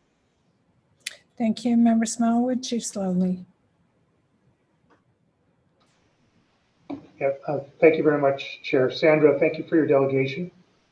Please accept again on behalf of the service the condolences of the tragedy involving Tyson. I know I have Acting Deputy Chief Joan McKenna, who oversees all of our investigations, including our homicide unit. I can tell you without any hesitation, there is a massive investigation going on into that matter. If there's any additional supports beyond the supports you referenced, our supports at the funeral, to the community broadly and directly to the family through victim services, please don't hesitate to reach out either directly to my office and or to the homicide investigators in that matter.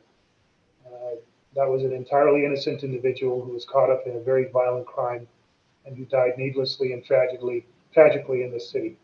And we all have a role to play in that. We have a very specific role here in the Ottawa Police Service, but as an entire community, we have a role to play in the circumstances that led to that tragedy.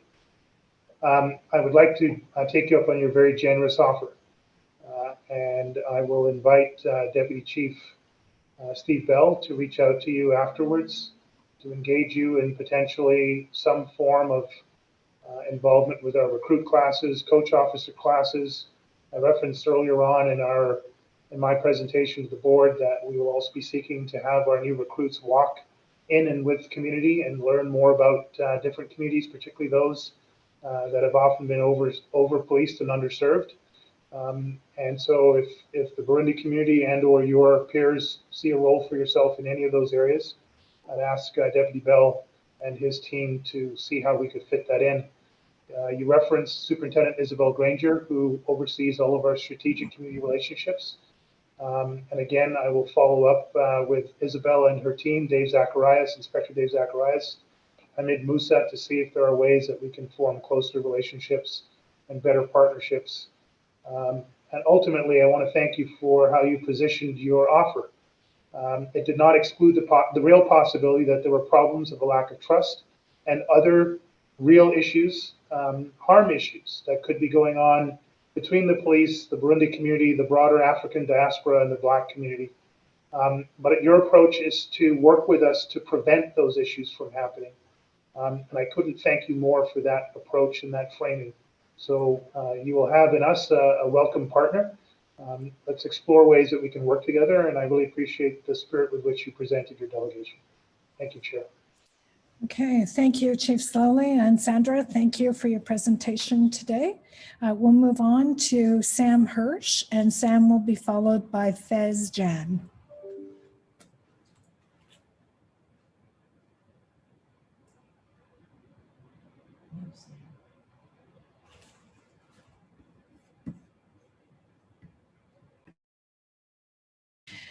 Okay, Sam does not appear to be on the call, so we'll move to Fez Jan, and Fez will be followed by Bailey Gauthier.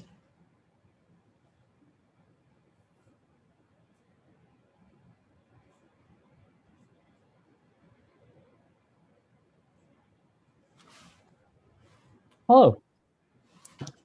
Hello. Thank you for being here. You have 5 minutes to address the board. Please go ahead. Thank you. Today we discussed $13.5 million as an expected budget increase for the Ottawa Police Service and its viability as a justifiable expense. That is, what is $13.5 million really worth? There are two approaches to stopping crime: prevention and suppression. The peace officers in our city are an essential part of our communities, and there's no amount of thanks I can give to officers that suffices to express how lucky we are to have you all. But this honor doesn't mean that the Ottawa Police is justified in all of its actions, nor does it mean that we should always and forever continue only using policing as the only method of, crime prevention. There are other ways. Just as we honor our war veterans doesn't mean that we don't strive for peace. We have a better alternative. Crime prevention is now more than ever an option. And while police do and will continue to provide a vital service to our society, we know that there are better ways to deal with emerging issues. First, we got to understand that crime doesn't exist because of some inherent evil. Crime exists because of poverty and barriers to mental wellness. And it is vital, if we genuinely want to work towards a solution to crime, that we stop trying to punish our citizens and start trying to help them. There are roughly 143,000 students in the city of Ottawa, students that are going to grow up to become the core of our society. Yet many of them are failed by inadequate systems that often shut them out and push them into a life of crime. An alternative way to spend this money would be to provide care to make sure that students have the support they need for being able to truly thrive. It would cost $13.2 million to provide therapy to every single student in the city of Ottawa. Funnily enough, this includes coverage to train and hire exactly 138 social workers, program administrators, and care navigators, the same number of people this report threatens to lay off. Providing simple therapy programs to all Ottawa students would result in decrease in criminal activity, decrease in drug usage, decrease in unemployment, decrease in suicides, and a much safer and happier Ottawa than ever before. We could also spend the money to fund poverty alleviation programs and provide education to some of Ottawa's poorest citizens. $13.5 million is enough to provide tuition for nearly 2,000 university students, including many marginalized students from poor backgrounds who can grow up to break the cycle of poverty and become upstanding citizens, maybe even police officers or social workers. Similarly, it could pay for 45,000 students to receive an international level high school education. This break from poverty will mean less people heavy in their hearts committing crimes because they have no choice if they want to survive, if they want their children to see another day without having to worry about their next meal. $13.5 million could also provide housing to over 1,000 citizens who need that support to get on their feet and be able to spend on things beyond rent and bread for their table. $13.5 million could contribute to building 2 amazing elementary schools. $13.5 million could provide enough food for 1/3 of malnourished Ottawans for the entire year. These are alternatives that we know have worked for decades. $13.5 million could change lives. It could make a better world. It could reduce crime, reduce poverty, reduce illiteracy, reduce rates of violence and addiction and mental health disorder. $13.5 million could change Ottawa for the better if spent properly. But $13.5 million going to the police is not going to be used for the good of Ottawa. $13.5 million in the police will go towards spending what this report calls non-essential positions. $13.5 million in the police, whether you like it or not, will go towards intimidating marginalized communities, physically assaulting peaceful protesters. $13.5 million in the police may be used to evict hundreds of homeless people, which otherwise may not have been homeless in the first place. And worst of all, $13.5 million going towards the police will not be used for providing de-escalation training for police officers. It will not be used for racial bias training. It will not be used to promote community development in poor neighborhoods. So it's clear that this is money that the OPS doesn't need and would be better off going somewhere else. But when confronted with the issue, the Ottawa Police and the City of Ottawa did not listen to what it is clear to see the solution is, what communities they claim to protect and represent are asking for. The Ottawa Police and the City of Ottawa did something that not only made me lose some of the respect I was talking about before, it made me feel a little bit of pain. They decided not only to go with the option of least benefit, they decided that it was worth it to blackmail people who wanted a different solution by threatening to decrease diversity in the services. They decided to try to frame this waste of $13.5 million in a manipulative manner as something that would destroy communities. They decided to throw away the pleas of numerous concerned citizens, activists, economists, teachers, students, parents, and other stakeholders and confirm that they are not interested in real investments in social services. You are being given an option today to reconsider, to be better, to right your past wrongs. Don't do what's easy, do what's right. The Ottawa Police, when discussing the need for the SRO program in the OCDSB earlier this year, spoke about how it was necessary to improve relations with the community and gain their trust. If you want our trust, you have to earn it. To make a genuine effort to reconcile with us, to try to help us, you have to know when to let go, when to admit you're wrong, and when to back off. And then you will see the community support you. You have the chance now to break away from the status quo and reimagine a future for Ottawa. You're being given the power to do more good in one night than most can imagine to do in their entire lifetimes. Do it. Take that step for the community. Freeze the budget. Thank you. Thank you very much, Fez, for your delegation. Are there any questions or comments? Seeing none, thank you again for being here. Ewart Walters and Sam Hirsch have joined the call now, so I'm going to return to them before we continue on. So I'll call Ewart Walters.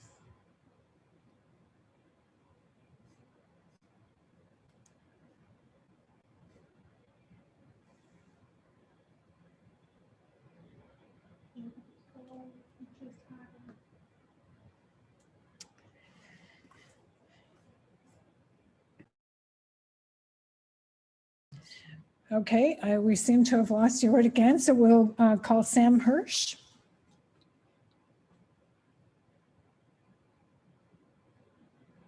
They were both on a minute ago. Oh, here's Sam. Okay. Sorry about that. I wasn't on the right account. So I'll begin. First, I just want to address a point that's been spoken about several times in this meeting, and that's traffic enforcement and the fact that we don't need police for speed enforcement. Councillor Meehan, who originally brought up this issue, I literally just went online, and while I was waiting to speak, it took me all but 10 seconds, and I found an article about a motion passed in Berkeley, California, where they have unarmed non-police traffic agents. So, incredible what you can find with a little bit of research. Traffic enforcement without police is possible, but what the answer really is actually putting money toward building and designing safer streets, not the police. I'm not sure where to really begin, honestly, with this report, but it's obvious that it's an utterly leading report filled with creative statistics made to make a freeze in the police budget look apocalyptic for the city. Even in the final scenario, and it's laughable, of a 3% increase for the police services, they say they will be forced to fire staff and make sacrifices, which is obviously an exaggeration of gargantuan proportions. It seems to me that many of the police they claim will be fired are in reality prospective hires, and that needs to be highlighted in this report, because that's clear. It's clearly written to be biased, and other delegates have brought this up today. Taking this report at face value and accepting and approving this report today speaks volumes to how members of this board value the supposed aspect of neutrality we're all supposed to represent. Chair Deans, you said that you were listening. You said that the budget directions motion passed at FEDCO, which you opposed, would not have any bearing on the Police Services Board. But what I see before me today is a report that is exactly what the motion proposed, that budget directions motion. Voting in favor of this report while you voted against the motion at FEDCO is entirely contradictory, and again speaks volumes to how you value our democratic institutions, and that you're only interested in opposing things when more people are watching. Another important thing to address is, of course, if there will be cuts, what will be cut? And I have to say that, and other delegates have brought this up before me, that it's extremely problematic that every single time anyone brings up cuts to be made, the chair of this committee and the chief of police have always deferred to diverse members of the OPS. Even this report specifies that cuts will lead to a reduction in overall diversity. I have to say that when you are asked what to cut, and the first thing that comes out of your mouth is to fire racialized staff in an effort to scare us away from advocating for less police funding, is quite telling, again, of your values, Chief Slowly and Chair Deans. But in the end, really, I know, and many people here know, that a more diverse police service will not help solve any of our problems. The only thing that will solve it is less police on our streets. And again, something you constantly bring up, Chair Deans, when interviewed, is if we delegates who have spoken at this committee have considered how many police and those in the police service will lose their jobs. And yes, we have, and we do. That is exactly what we're asking for. Less police. It's quite obvious. Why do police get to have a double standard? Why were 177 city staff cut so easily in 2016? Why do social services lose money all the time? Why were our transit routes cut earlier this year? Why do we need to hire consultants to figure out what to cut for the police force, but can cut transit routes without even thinking twice? And I don't want to hear the argument again about provincial jurisdiction. We've heard it ad nauseum, but I think the real issue is the lack of political will and courage. Approving this report today, this bias, skew, distortion of reality report, and the subsequent public consultation process says to us quite clearly that you have not been listening, and that 5 years since the brutal murder of Abdirahman Abdi, you're still not committed to the safety and security of racialized people in the city. It baffles me time and time again that you all see and are privy to the same events we are, seeing the absolutely heartbreaking and disgusting scenes in the encampment clearance in Toronto and all the police violence that has happened since last year, yet you still are considering raising the police budget. So I'm seriously asking you, where is your empathy? Where's your sympathy? Because I'm starting to think that you are all severely lacking in it. And Councillors Meehan, and I'll finish with this, and I know I have a minute left. Councillors Meehan, Deans, and King, may I remind you again, as I have at other police board meetings, that you work for us, the residents of this city, not the Ottawa Police, not Chief Solely, and not the Ottawa Police Association, but for us, the residents. And we, the residents of this city, who granted you your power as elected officials, can take it back through organizing in the next election. So I ask you to please consider your job stability when you take a vote on this today and in the future. Because if you vote in favor of another increase, there are thousands of us who will oppose you and your jobs will be on the line. So I just ask that you think about that when you're considering such motions such as these. Thank you. Thank you for your delegation. I represent all of the citizens of Ottawa and their diverse perspectives. It doesn't seem like it, but thank you, Councillor Deans. Any comments or questions for this delegate? Seeing none, thank you. We'll go to Ewart Walters.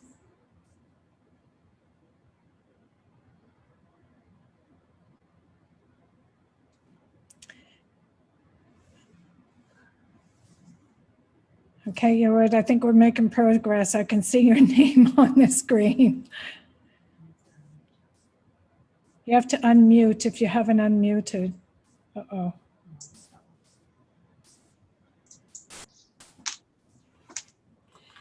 Okay, well, let me just see who's next. So we'll go to Bailey Gauthier and we'll see if we can get your word back.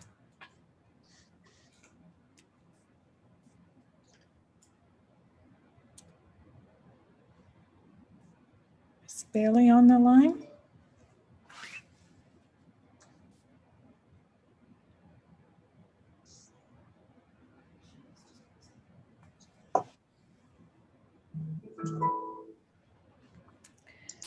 Hello. Hello, Bailey. Yes, we can. Hello. Hear you. Hello, we can hear you. You have 5 minutes. Okay. Go ahead. Okay, hang on. Let me just get that. Okay, there we go. Hi. Okay. So just a couple of quick things before I just jump into the topics I wanted to talk about. The most recent police audit meeting is nowhere online. I was wondering if it was possible to get that uploaded to the City Council YouTube channel because that's a great resource. Number two is I sent a news clip to everyone on the board. It was about a police alternative pilot that happened in New York and has been very successful. I was hoping you guys had some time to look at that. And then third one, this happened during the other delegates. That Steve Ball guy referred to a bunch of people in our city as like crackheads and no one else called that out. I just kind of want to encourage the board, if people are referring to people like that, to not let that happen. That wasn't cool. Anyway, thank you. And so since I don't have a lot of time and I'm not a great speaker, again, I appreciate you bearing with me. So my presentation is 3 red flags that I found in the Ottawa Police Service 2022 budget scenario report. So right on the beginning, the summary part, it says, it should be noted that in November 2020, the OPS forecasted a 3.6% requirement for the 2022 budget. The forecasted increase represented anticipated cost of living adjustments, specifically compensation and benefit increases that are mandatory as per collective bargaining agreements. So as we all know, 80% of the budget goes to their salaries. And then in the very next paragraph of that summary that they provided, they say the budget is entirely focused on improving community safety and well-being. That's a huge contradiction right at the beginning. I really hope you guys did read that PDF and just looked at it really critically, because like there's a lot of stuff that's like kind of opposite what they're saying. And I really hope the board will be able to call that out and look at that and question that. Because a dollar can only go into one place. If that place is a salary, then it's not going into a community safety plan and it's not going into an alternative. And the thing is, the alternatives do work. And the only reason they aren't viable right now is because they aren't funded properly. And part of the reason is the police take on so many tasks and that stars out the alternatives because they need that money too. And there's nowhere else for that money to come. And people are asking for less policing. So like, it's kind of like a win-win situation. And I really do hope the board will consider that. The second thing in sorry, I'm a little nervous. The second thing in the police report, the 0% option, the report says one of the results will be the suspension of all recruiting, hiring, and promotions. This will directly result in the immediate and long-term reduction in overall levels of diversity within the OPS and at all ranks of the OPS.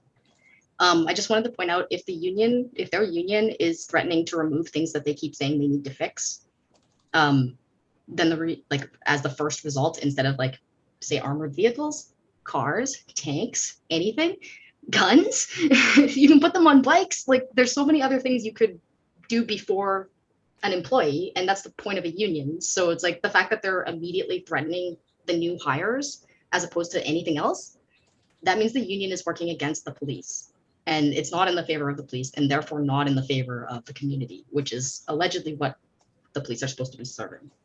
The third thing in the report that I noticed, the police said, our community has been calling for a renewal of policing service and the building of community capacity to deliver some of the social supports currently provided by the police, whether in a more integrated partnering approach, not what people are asking for, or a fully independent of the OPS. This is what people are asking for. The police are asking for a renewal.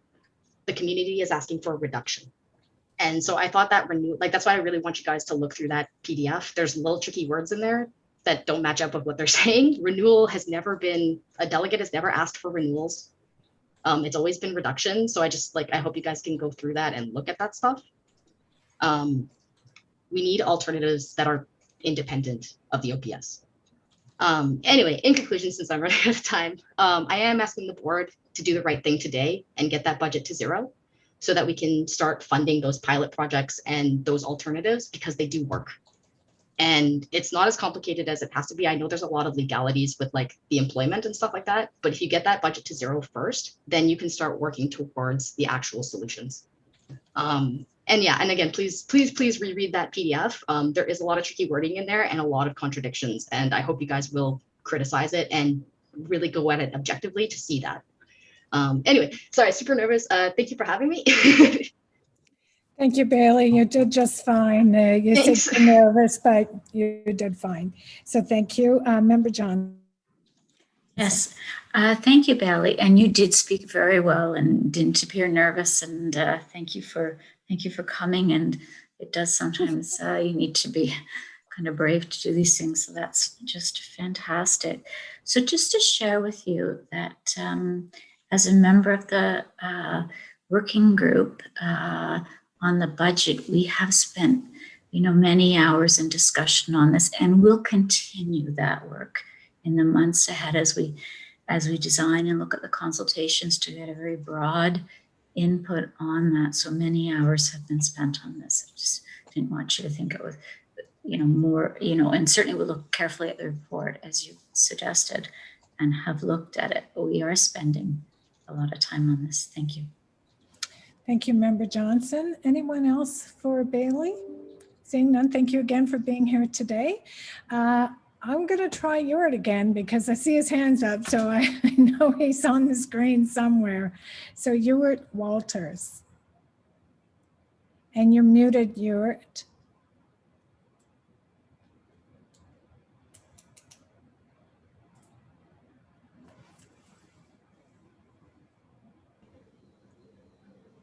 Okay, am I on? You're on. You have 5 minutes. Go ahead. At last. Oh, well. Thank you, Chair Deans, for the opportunity to speak on this all-important topic. I present today not only for Black Agenda Noir, but also for the 54-year-old Jamaica Ottawa Community Association, Ottawa Elders, and the Association of Black Law Enforcers, ABLE. Anti-Black racism has deep roots in the OPS. A 0% increase in the police budget sounds good as an abstract goal, but it will not help the Ottawa community because it will set back your struggle with anti-Black racism. The fatal shooting of Vincent Gardner, a Black man, by Ottawa police in 1991 triggered a search for a culture change in the OPS. The passage of 30 years on the death in police custody of a Black Somali man, Abdirahman Abdi, just 5 years ago, indicate that this search is not yet rewarded. We are getting tired. For the last 3 decades, Black community members have met with the OPS at the request of police chiefs and also with the board. We have dutifully attended meeting after meeting after meeting. And what was the goal of those meetings? To advance culture change. A new police chief, installed October 28, 2019, was partly the result of those meetings. The board drew up with the chief a progressive diversity program that was acceptable to the community. Now, in 2021, the year that Officer Derek Chauvin is sent to prison in Minnesota for the murder of George Floyd, and Constable Michael Theriot is sent to prison in Toronto for viciously blinding Black youth Dafonte Miller, and with the Black and Somali communities here completely dissatisfied with the handling and disposal of the Abdi Daniel Monsiong case, we have a problem. Calls in the United States cities to defund the police have led to echoes here in Ottawa. The chief has begun the board's agenda of cleaning up the OPS. Naturally, some people resent it. So we are broadsided with a flood of lies, rumors, nasty memes, and libelous articles directed at Ottawa's first Black police chief and his family. Shame. The 0% option will strengthen the resolve of these rumor mongers with their memes and libelous articles. But make no mistake, this is systemic racism. Just 3 months ago, the board said categorically, a defunding or cut to the police budget at this time is misdirected and unproductive in our view. And yet, 3 months later, that is precisely what some members of the board seem to want to do, while all other parts of the city budget go free. The optics could not be worse. 140 of the newest officers will be removed. Naturally, it is taking us absolutely in the wrong direction. It is tantamount to ethnic cleansing because a large demographic of that group is racialized Black and visible minority officers. Worse, no white police chief has ever had to face this situation. It's bitterly ironic that Chief Slowly, who served 2 terms fighting ethnic cleansing for Canada in Kosovo, is now himself facing ethnic cleansing in Ottawa. We cannot let that happen, folks. He ain't heavy. Over the last decade, the OPS saved $20 million through efficiencies, but the albatross of salaries now consumes 84% of the police budget. That is where you might be thinking about savings. It would be a far better answer to those who say defund the police.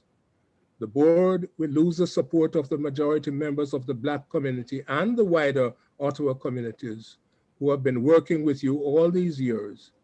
0% will have an impact on how people vote in the coming election. It is up to you. Your decision will disable or enable systemic racism in the OPS. The force must be improved, not worsened. Approve the 3% that everybody else is getting. Thank you very much. Thank you for your delegation, Ewart. Are there any questions or comments? Seeing none, we will move to Norman Payne, and Norman will be followed by Steve Minook.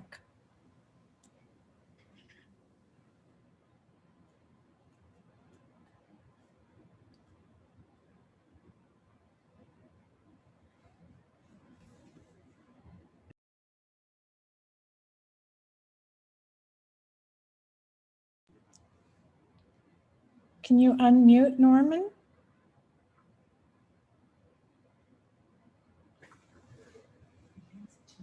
Can you hear me now? We can. Go ahead. You have 5 minutes. Excellent. Thank you. Thank you very much.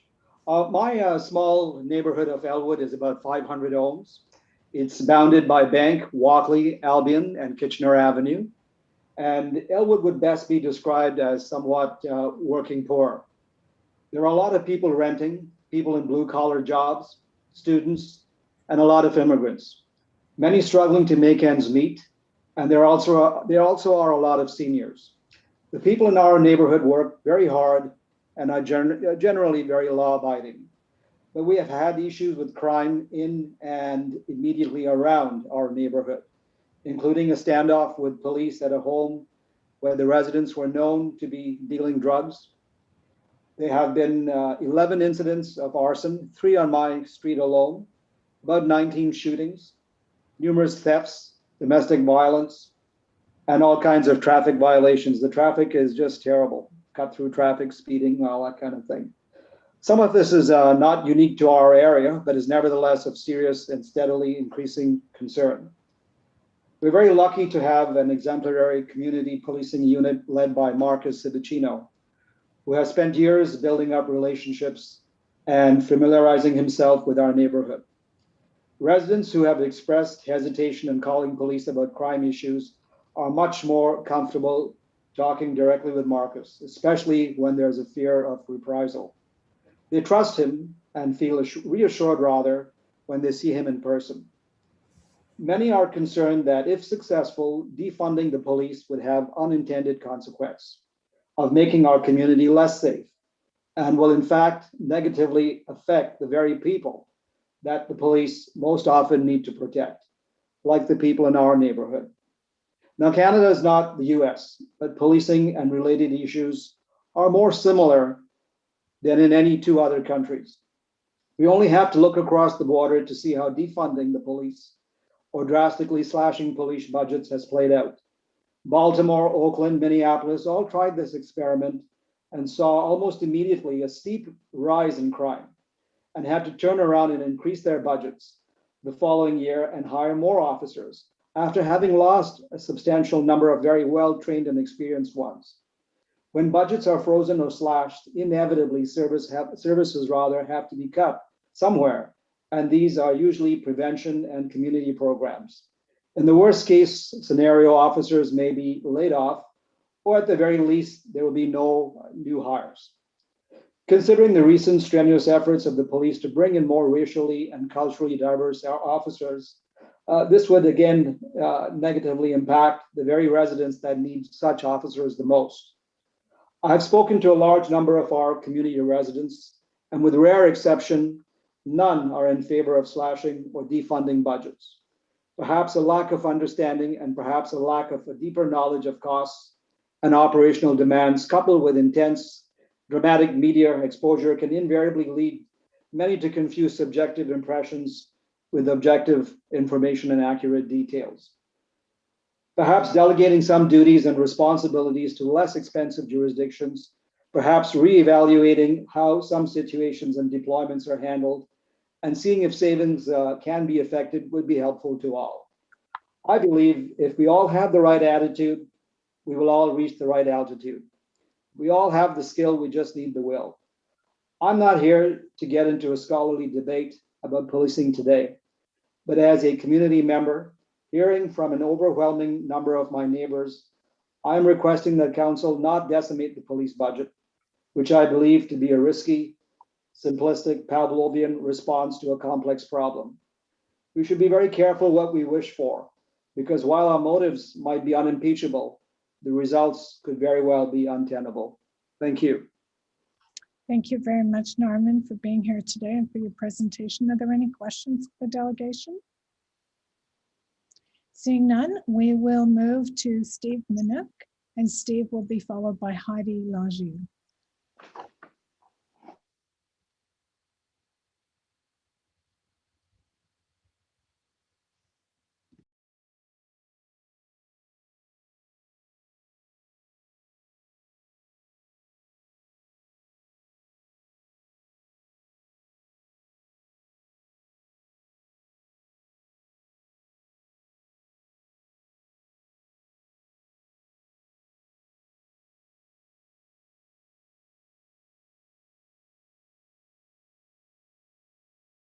Steve, if you could unmute, please.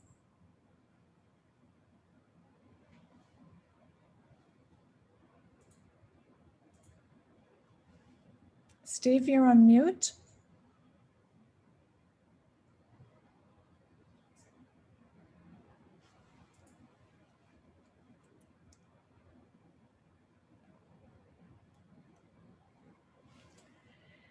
Okay, we don't seem to be getting Steve coming through.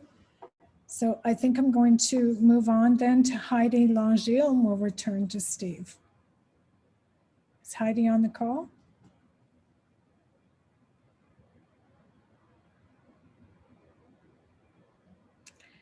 Heidi, can you unmute? Okay. There you are. We can hear you. You have 5 minutes. Go ahead. Hello, everybody. It's so good to see so many of you. Like Ralston, I haven't seen you in ages, but good afternoon, good evening. My name is Heidi Langille. I am a member of the CEC, or the Community Equity Council. I am the co-chair of the Indigenous Subcommittee, along with Jamie Dunlop. And to start off, I just want to say that the other speakers have been fantastic and have spoken very well. So Nakumek, thank you guys for being so committed to this city for doing that. The Community Equity Council is absolutely full of very well-spoken, highly intelligent, very involved community members. They are looking forward to taking a deep dive into working with the board and the Ottawa Police on many different issues, including the budget. We know that the defund the police movement has been building for a while. So the Community Equity Council is hoping for that deep dive consultation partnership to start as soon as possible with them. And I'm a member of the Inuit community here in Ottawa. I'm the founding president of the Ottawa Inuit Children's Centre, now called Inuktitut. I'm a former board member of Inuit nonprofit housing. I'm a foster parent for Inuit children, and I was a national Aboriginal role model. Just so you understand my background of where I'm coming from. I don't speak for all Inuit. I'm speaking from personal experiences and what I have seen in the many years that I've called Ottawa home. The Inuit relationship with police in general is not good. It's fraught with so much trauma, including the Indian residential schools, but it also goes back to 60s Scoop and the dog sled slaughter and the medical boarding ships and all kinds of, the history is horrible. And I give presentations on it if anybody else is interested, but it's horrible. The relationship with Inuit in Ottawa and the Ottawa Police Service has been improving immensely over the past few years. Inuit are starting to feel comfortable with the Ottawa Police, which is absolutely stunning and fantastic, and great gains have happened. All of the change, all of this takes time. And years ago, I saw, the Flotilla for Friendship and soccer for Inuit youth, and now with the Community Equity Council, and all of those things take time and they take money from the budget, and they improve the relationship, which improves outcomes. If you improve the relationship, you improve the outcome, and that's what everybody wants. And a recent example is we've hosted a few listening circles where Inuit community members spoke to Ottawa Police. The Amber Alert that happened, it must be about a month ago now, woke up in the middle of the night. I knew it was an Inuk child that was part of this Amber Alert, and the successful ending of that Amber Alert. It's absolutely incredible. What's incredible is all the stuff that's happening behind the scenes that community members don't necessarily know, but how the Ottawa Police Service reached out to the Inuit organizations in Ottawa to work on that successful conclusion of the Amber Alert. And that kind of resourcing is what we need to make the change that we want to see in a city. So I hear the defund police. It's not something, I don't support defund the police. I support, yeah. I hope I'm being clear, but you know, having the budget to build those relationships, to do the behind the scenes work, it is so important. And I worry that if we do the zero thing, that all of that work will go away. And it takes years to gain trust with entire communities. And with the Inuit community, the trust is building. So we do have a long way to go, absolutely. But the great thing is the Ottawa Police recognize that they have a long way to go, and they're willing to sit down and they're willing to listen. And that is absolutely incredible. So Nakumik, thank you so much. I appreciate all the work that you guys are doing. And I look forward to working with you in the future. Thank you, Heidi. That was right on 5 minutes, so thank you very much. There is a question from Member Johnson. Yes, thank you. Thank you. And thank you, Heidi, for your delegation, and nice to see you again. We met over some awards. Yeah, so and thank you for bringing the very important perspective in the Inuit community to us. We want to make sure all voices are represented. And thank you for bringing that voice and your perspective. So I guess, you know, I think it's really important that we continue to listen and use all the tools we can to thoughtfully consider the budget options. Thank you. Thank you, Member Johnson. Chief Slowly. Thank you, Chair Deans. I just want to thank Heidi for her delegation.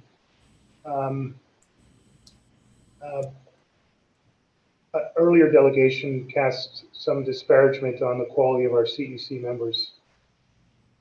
I hope Heidi's delegation is a more clear picture of the quality of the human beings that dedicate untold numbers of hours of time to providing us with their truth, including the description that Heidi had of the relationship of the Inuit to the police institution across this country. She described it, I think, accurately as terrible, and I would never challenge that assessment from someone that credible. But in the next breath, she talked about the recent transformation of the relationship here in Ottawa with the Inuit community. I know the board does its best to give the full rein to delegations to speak their truth, but it is hard for me and members of my team to hear disparagement of the members of the Community Equity Council. I will share that much, and I'll hold my comments there. Heidi talked about an incident involving the kidnapping by a stranger of an 8-month-old baby. The baby's name was Abby.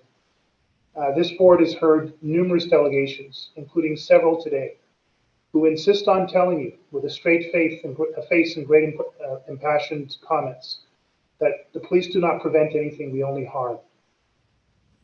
We don't prevent traffic accidents, we don't prevent crime, we only harm, harm, harm, harm.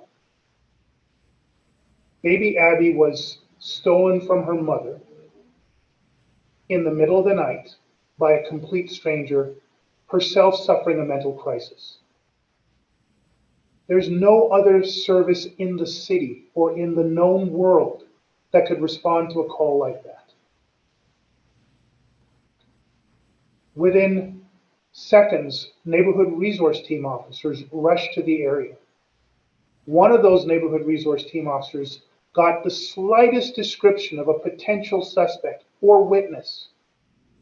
Within hours, I was woken up out of my bed by our full incident command team, who were establishing a perimeter in that area of the city, based on the most flimsy information obtained by one of those neighborhood resource team officers. That information turned out to be the critical moment when we had hundreds of officers in that area under a full critical incident command team, a full search team. It was that information that led to another, all I can say is eagle-eyed officer who spotted the difference in the description given earlier in the evening to what they saw on the street. A conversation, a follow-up investigation, hearing baby Abby crying through the door of an apartment building, and then being able to enter and rescue that baby. Please, board, when you listen to people come in and tell you that we do nothing but harm, you've heard from one of the most credible people that would have every reason in the world not to be here today, provide you with a measured and balanced assessment of the historical and current state of affairs. We've never said we're perfect. In fact, I have been very clear about how imperfect the policing institution and this police service is.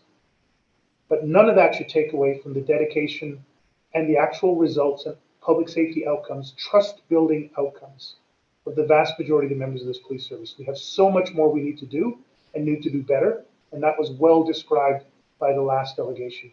I would suggest very strongly to this board, you've heard a very accurate assessment of the past and the present and a very hopeful state for the future. Okay, thank you, Heidi, for your delegation. And I can tell you I've worked closely over the last couple of years with the Community Equity Council, and I know firsthand of the very good work that you are doing. So appreciate the work of the Community Equity Council, and I certainly appreciate you taking the time, making the effort to provide your delegation here to us today. So thank you very much. We'll return now to Steve Manook. Going to give that another try because I know he's on the line.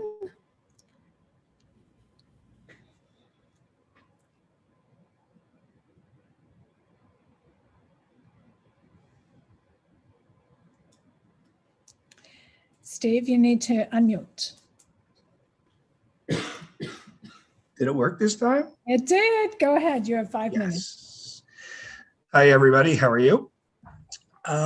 I'll make it quick. I just want to say that, you know, every time I attend one of these sessions or one of the city or provincial community speaking things, is I always do learn so much. And, you know, the delegates, I learn a lot about the rest of my city and some of the things that people have struggles with and people that are find very helpful in the city. So these consultations to me are always very educational. Some of you know I'm on quite a few boards with the city and the province. One that I'm probably most proud of is I run the largest fundraising campaign for Christie Lake Kids. People don't know that. So one thing I do believe in is I believe in education and harm reduction and prevention. I think the prevention part of crime is the most important part. But I have been in the market for over 30 years, and I've seen our neighborhood officers probably removed at least 3 or 4 times in those 30 years. And every time that they're removed, we go 2 steps backwards. And things get out of control. Things that people need are not there. And every time we lose our officers, we just go in a spiral downward. Again, you know, taking away from the budget and taking away from, I think what policing is, and I know in my business, my biggest resource is my people. And I think Chief Slowly and some other people have brought up that, you know, we're not all perfect. I have 1,000 employees and they're not all perfect, but what they need is training. And, you know, by taking away money from the police budget, you're going to take away that training for your most important resource. And the most important resource of the Ottawa Police is their people. Everybody else talks about, you know, some of the other cuts in other city services or other services. Well, I call some city services and I get a computer. Or I'm talking to, you know, I have to go online to fill that out. When I'm dealing with police, I feel more comfortable that somebody shows up at my front door when I really need them. And yeah, maybe it's sort of like insurance. You buy insurance and you hope you never need them, but when they're there and you have them, you really are glad that they're there. And sure, I've had a few not so great experiences with the Ottawa Police, but I'll tell you overall, their leadership and their caring for the community is second to none to any Ottawa service else that's out there. And I don't want to get into defunding or not defunding, and some people have brought up defunding other services, and I'm really not so upset if my grass is too long or dog poops on my lawn, more than I am of some of the issues that I would need police for. So I won't say what service deals with that, but there's other services in the city of Ottawa that could maybe help the police out with their budget a little bit.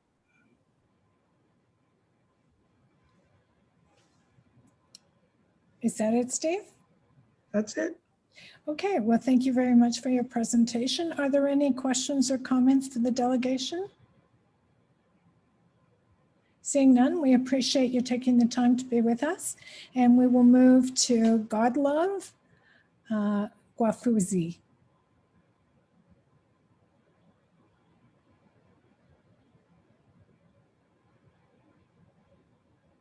Godlove, yeah. Okay, thank you very much, Deans. I'm happy to be here today with all of you as we struggle to build a community together. I emphasize on the together because that's what we should all be doing. My presentation today is calling for change for the better. No amount of money can buy the determination to change for the better. If we as a community take ownership of the community we truly want to have, we will not be arguing about how much more money we need to perform our community duties, but rather we'll be seeking the best ways to build our collective system as efficiently as possible. In the end, it's going to be the entire community that wins, the service providers like the police and the service recipients alike. Somebody once said that a foundation budget is like a huge pile of money completely surrounded by people who want a piece of the action. In a sense, if we agree to increase police budgets indefinitely by astronomical proportions, ways will always be found to spend that money. We have to look for ways to change without necessarily putting a dollar figure to it. Change is always possible when the parties truly want to work together to implement it. I don't know if you remember, but of course I know you do. The Ottawa Police Service used to be called a police force, something akin to an invading force. Maybe that was because of the rough lumberjack origins of our then Bytown, and we needed a force to keep drunkenness and debauchery in check. Well, we know better now, and our police have become a service to serve everyone within its jurisdiction without discrimination. I know that the early days of policing involved attending to drunken scenarios and preventing robbery and that kind of thing. And sometimes maybe even allowing political action to influence police actions. But today we have an evolving police service which wants to listen to the community it serves and to implement the kind of change that its community wants to have.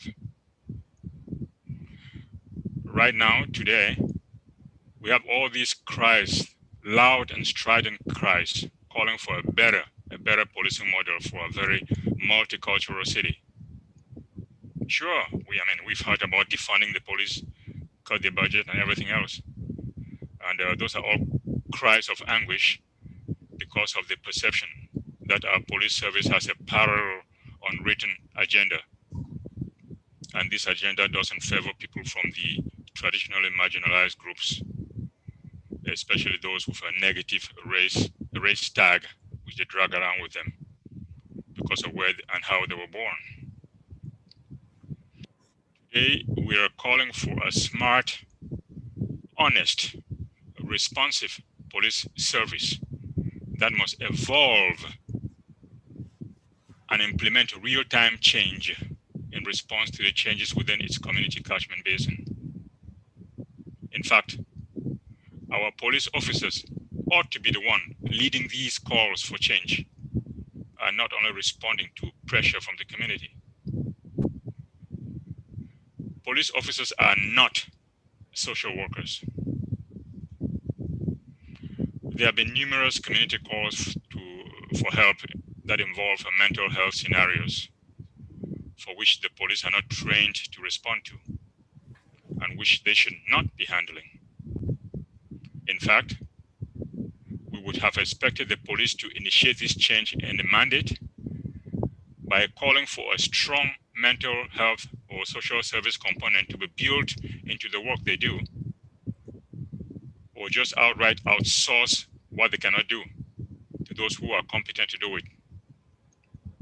And just to round things up, we are a community, and I emphasize the word community, that includes the police officers and ourselves, where we look out for each other's back.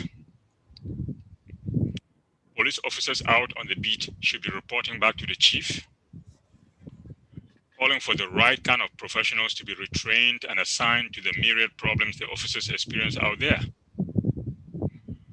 Officers should not be waiting for the rigid arm of legislation to be driving change, but should be the frontline change drivers that we need. The police has a hammer, okay? But it doesn't mean that every problem suddenly becomes a nail. We just trust that our beloved police officers in blue will be the ones seeking out and pushing for better ways to deliver services without waiting for the constant push. Godlove, your time is Yes. up. You could just wrap up, please. Yes, I'm just going to say one paragraph. The police should not be waiting for the constant push and shove moments like the current post-George Floyd moment, when we are caught scampering around and trying to adapt our practices to suit our community needs.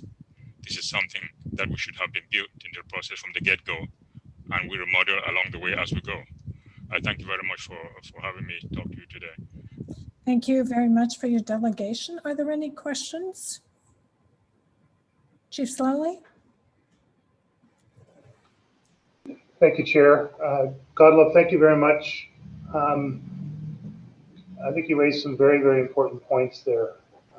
And I won't be able to do justice to your eloquence, but I'll try to reflect on some of the points that resonated with me. And first of all, I recognize in today's delegation a part of your character that I've seen in many other meetings, where you speak your truth and you're not afraid of the audience in front of you, and you say what you need to say. I will readily admit we have legislation now. I talk about it very frequently. The new Police Services Act of Ontario, which enshrines community safety, well-being, and, as you talked about, brings very rigid legislation into play around something that police leaders themselves should have generations ago advocated for and advanced without that legislation. I will tell you that the team around me right now are a group of police leaders who have long advocated for this, and in fact have supported the legislative change that you so aptly described as rigid legislation. I can speak most clearly for myself that in 2 police services in over 3 decades, I have advocated for, fought for, and contributed to the current legislative change, which is unique in Canada and I believe unique in the world. It shouldn't have taken that long, and it shouldn't have to come in the form of legislation, which is to your point, but it is here now. The legislation is here now in Ontario. It governs every single police service of jurisdiction, including right here in Ottawa. And it democratizes the policing institution in a way that has never been done before, albeit, yes, through legislation, not through truly proactive efforts. But that is a tool we have now. It is uniquely available now for community leaders like you and all the other delegates who've come here this evening to actually take over the role of determining public safety priorities, determining public safety outcomes, determining the tools which will be used and the resources which will be used. All of that is available. And so I really appreciate your delegation making that clear. I believe that the current generation of police leaders, for the most part, not exhaustively, appreciate that legislation and are committed to bringing it to life. But it needs community partners and community leaders like you to be at that table to work with us. It cannot be done separate from us. It cannot be done to us any more than we should have been doing policing to the community. So I don't want in any way to put words in your mouth, but the sentiment expressed that long before the legislation was passed, the partnerships and the tables should have been populated with leaders like myself and partners like you, advancing a true whole of community approach to addressing upstream problems as much as possible and reducing the need for any downstream enforcement. I couldn't agree with more. So I really appreciate your delegation and the subtlety of some of your language, which has further validated the approach that I have long aspired to and am now very excited about being able to bring forward, but need the community to be at that table and need to be able to work together. Yeah, thank you, Chief. And I'm representing the African Canadian Association, Ottawa. Excellent. Thank you again, Godlove, for your presentation and for joining us today, for providing your input. We will move to Megan Potas.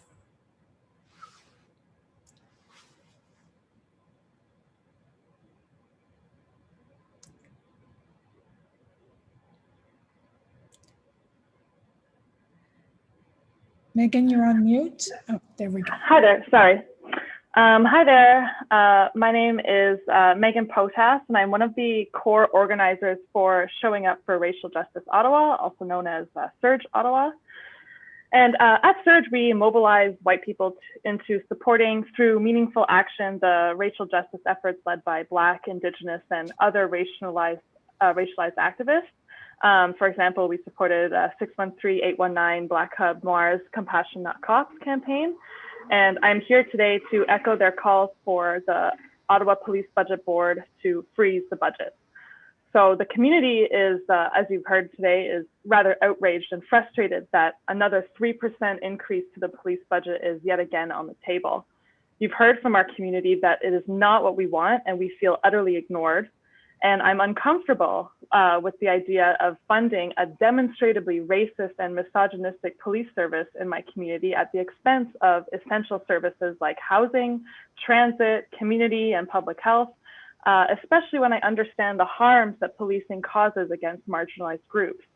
So instead, we want you to prioritize real public safety initiatives that address housing, mental health, poverty, and discrimination challenges. So all of these precarious conditions make vulnerable community members and puts them in further danger of having encounters with police. And I'd like to, Chief Slally mentioned upriver, and I actually want us to picture a river, fast flowing with drowning kittens being dragged along the current. And on either side of the river, we have rescuers pulling as many kittens as you can from the river, but not being able to save them all. Yet in this frantic effort to save as many kittens as possible, no one is going upstream to address the force that is throwing these kittens in the river. So I'm sorry about the kitten reference, but you know what? This is what policing looks like in the context of homelessness, drug use, and mental health emergencies. And so folks in these situations do not have the social safety nets that would have keep them from harm's way, from falling into that river or into the hands of the police. So we know based on mountains of evidence that police encounters with Black, Indigenous, and Brown community members who are in these vulnerable positions are even more deadly. Like Inez mentioned earlier, we need to provide care to those folks before they fall into the criminal justice system. So decisions around the budget should be evidence-based, especially when we're talking about the levels of funding that are being proposed and have been funded to date. The evidence shows that the Ottawa Police budget is not worth an increase. Despite steady annual budget increases, the crime rate in Ottawa has remained virtually the same over the years. So I'm wondering, is the board hoping to see a demonstrable reduction in crime rate with this police budget, or the topic that seemed to be pretty hot today, traffic violations? And I'm bringing this up as a concerned citizen because the protection of and service to white people should not be used as a reason to increase the size and scope of police and at the expense of Black, Indigenous, and other racialized community members' lives. And I say white people because the police primarily protect white people and their property. Speaking as a white person in Ottawa, I know that my physical safety has been prioritized over the safety of Black, Indigenous, and Brown community members. Public safety is used to justify police intervention and resourcing, as previously mentioned in this meeting, but that's often a call coming from primarily white communities. There is decades of evidence that demonstrates that police do not protect Black, Indigenous, and Brown people like they do white people or white-owned property for that matter. Member Meehan mentioned that folks in Stittsville want more police officers for traffic control. But I hear that as a mostly white middle-class community that is not impacted by the trauma that police cause against marginalized community members. There are marginalized community members that are over-policed, like Black, Indigenous, and people with disabilities, and disabled people, people who use drugs, and people experiencing homelessness are over-policed. So my community in Centertown, for example, is diverse and densely populated, and my community needs care, not policing. So let me be clear, the police do not and cannot deliver care to those populations in need. They only respond once disaster has already struck. So my city councilor, actually, Catherine McKinney, I can tell you right now, would not support another police budget increase. So there needs to be a compromise between the wards in this matter. So Black and Indigenous— 5 minutes is up. If you could just wrap up, please. Okay, so my last thing I would like to say is that the Ottawa Police operational budget is $332 million, and the OPS has shown time and time again that this is not going to reduce crime. And the offer that the Vivek Research organization brought forward, an alternative to mental health, would cost less than your proposed increase. And I would like to see you heed those requests. Thank you for listening to my delegation. Thank you very much for being here and sharing your perspective with the board. We appreciate it. Are there any questions or comments for the delegation? Seeing none, thank you again, Megan. That ends our public delegations. I'm now going to open the floor to members of the board to ask questions of the police service regarding the budget direction, starting with member Nerman. Sorry, thank you, Chief. Oh, thank you, Chair. Sorry, it was a long day. Chief, we are hearing very different messages from the community. Some want to defund the police, some want different services from the police, and some want more services and more police. I think there is a merit to all the arguments, depending on where you might sit in the community, especially when we see how health, addictions, housing, and youth services could benefit from increased funding. So as a board member representing the community interest in policing, the central theme in all these positions for me is that we want accountable and transparent policing services that actually deliver value for the money and resources residents provide you. In some cases, that likely means the police divesting itself of responsibility of certain community health and safety issues in favor of other providers. But at the same time, I appreciate that there are a number of issues that we would largely agree are core to policing today, which need support to be dealt effectively. I believe that investigative resources are stretched, if not inadequate, when it comes to internet child exploitation, fraud, cybercrime unit, and elder abuse. We have heard many times that violence against women advocates want more and better trained resources assigned to prevent and address gender-based crimes, especially within diverse and racialized communities. I also hear from many counselors that they want more action on street and gun violence and traffic enforcement. In addition to all of this, the board has asked you to use the budget to achieve our strategic priorities, modernize the police service, advance EDI, improve community policing, enhance member health and wellness, and develop systems to address workplace sexual harassment and violence. In this regard, I also take this opportunity to thank Chair Deans, Member Johnson, and Member Meehan for leading these initiatives and giving good directions. Chief, if you don't receive a fair operational budget, what will be the impact on your current workload demands and the priorities the board has directed, both from the perspective of the community and the organization? And the second, I am just raising it now so that this question has two parts. And how do you plan to reconcile it with the community demands? Thank you. Sorry, it was long, but there was a preamble to that. Yeah, thank you, Member Nerman. Maybe it's late in the day and the caffeine effect is worn off, so I'll do my best. There was a lot there. Your preamble, I would suggest, is the 3D chess challenge. I find myself, my command team and I find myself. I'll give you, try to reflect on a very specific example. The Ottawa Police does not have a cyber crime unit. And yet the use of digital tools, internet-enabled technology, and from keyboards to desktops to laptops to mobile devices has transformed a large portion of criminal enterprise from transnational organized crime groups to terrorist groups, nation-state actors actually using the same platforms to defraud and undermine critical infrastructure here and other parts of the world. I could go on. I spent 4 years in private sector actually traveling the globe talking about that. But the Ottawa Police Service, a service in service of the nation's capital, does not actually have a cybercrime unit. We have the barest limited capability to even investigate child pornography or online bullying in a school environment. So yes, we can talk about detasking and potentially then defunding police, but there are many core policing tasks that we are not actually funding, staffing, or doing right now.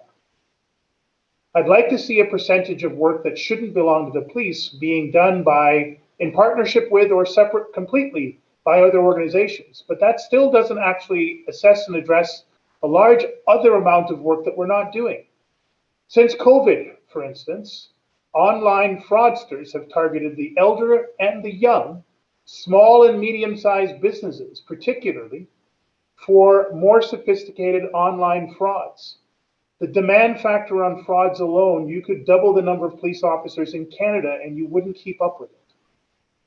That's a reality, unfortunately. Small and medium-sized businesses are actually the largest employers in all of Canada, and they get the least amount of support from police services from coast to coast to coast, because white-collar frauds under the amount of $5,000 very rarely ever get any dedicated investigative supports. The majority of those supports are dealing with higher order crimes that are more visible and get a more quick community response. That's a reality. Now, I'm not at this point, please don't take this as a pitch for give me more money.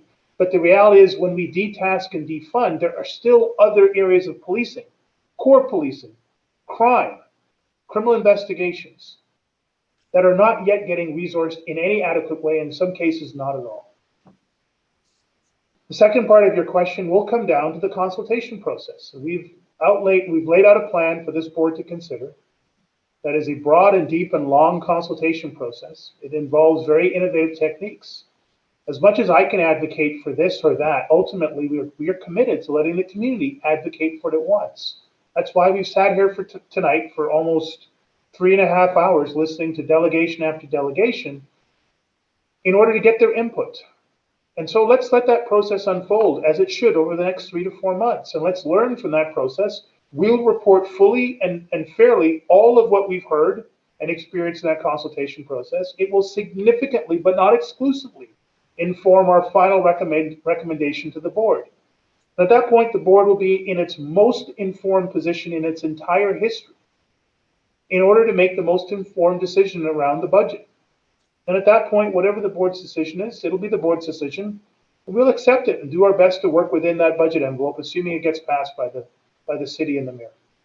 So I don't know if that answers the question that you raised, but it's my best effort at this time without prejudging the outcome of what should be a long and important consultation process leading to an important set of recommendations. Thanks, Chief. No, that answers my question. Thank you. Thank you, Member Nerman. Member Smallwood. Thank you very much. Chief, it may just be a question for Cyril. I was just wondering if I didn't see any mention of assessment growth, and I'm just wondering if that is those figures are factored into the budget that was presented. Yes, through the chair. So at 0% is really 0%. So it's zero assessment growth, zero tax increase. So that's how we kind of presented the scenarios. Okay, so are you expecting assessment growth to be added on top of that then? Because I'm just surprised that's not you're not presenting that option. So if you are expecting that would be added in after, it might be helpful for the board just to see that. Well, the approach was, as per the motion, 0% frozen at the 2021 level or 2021 level. So, so that would be no assessment. If the direction is changed by the board to revisit and have the assessment come in, then that would change. The 1.4 assessment is approximately 4.2 million for consideration. Okay, so I think that's something the board certainly has to be aware of, that discussion, because we have not, as a board, we haven't discussed that. So thanks very much. I'm glad you clarified that. Thank you. Okay, thank you, Member Smallwood. Anyone else? Okay, seeing no one else. So what is being asked of the board today is to receive the report in line with the budget direction on the development of the 3 options in the 2022 budget, and approve the consultation plan contained in the report, and provide a consultation feedback overview report for the October 2021 meeting of the board. I think that's all fine. I think that keeps it broad and gives us the opportunity to listen to the community. I think the consultation plan as presented today is thorough, and I think that's what we really need. I think we have heard today that there are many diverse perspectives regarding the role of policing in our community. This is not a one-size-fits-all city when it comes to views on policing. This board needs to hear the diverse voices in our community. We need to hear the voices of those with lived experience, and we need to ensure we are making evidence-based decisions. And of course, we need to spend every dollar of taxpayers' money wisely. This is our challenge in the weeks and the months ahead. And I know this board knows that we have our work cut out for us. I don't want to prejudge the outcome of the community consultation and the work that the working group is doing. I think we all have to work really hard to come up with a police budget that is in the long-term community interest, and we will work hard to do that. I want to thank all of the delegations who came out and offered their perspective today. We appreciate the input. It helps us to do our job. With that said, I did have one question for you, Chief Slowly, and it has to do with the almost 2 years that the senior command has not been whole. And I know this has put intense pressure on you and on the service. And I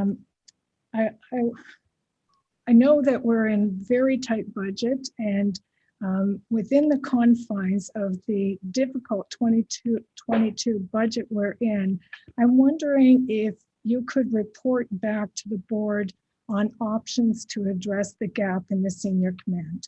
I am very aware that you haven't had a holiday pretty much since you started, because we only have one full-time deputy on the senior command, and that is something that does not appear to be going to change in the near future. So, Chief, I'm wondering if you would report back in the context of the budget deliberations that we'll be doing later this year on any recommendations you might have to bring forward to the board as to how we might address the gap in the senior command. Chair Deans, thank you. I think I understood the direction. I'm assuming then that that would be within the timelines of the budget build itself towards September, October, November. And if so, I can take that direction with the command team and Cyril and our budget build team and add that to the complicated list of challenges ahead of us. But I think we can come back with something for the board. If there's anything more specific than you've just requested, I'd be happy to understand that, but I think I understand the general direction. Nothing more specific, Chief. It's just that, as you know, I'm very close to seeing what's happening, and I am very well aware as the chair of this board of the challenges that not having a full senior command has presented in the last 2 years. And I just wonder, when we're going through a budget process, if we shouldn't be turning our minds to how we might address that gap in the senior command in the context of our overall budget discussion. So if you could report back to the board on that issue in a timely fashion, we would appreciate it. Are there any other questions or comments for the service or for the chief? Seeing none, can we pass the 2 directions there as written in the recommendation? Carried? Carried. Okay, thank you. We will now move to item number 9, and Member Smallwood, you have that item. Thanks very much. So I appreciate the report. It was a very thorough, comprehensive report, and it was very helpful. So I just had a couple of, I guess, process questions about it.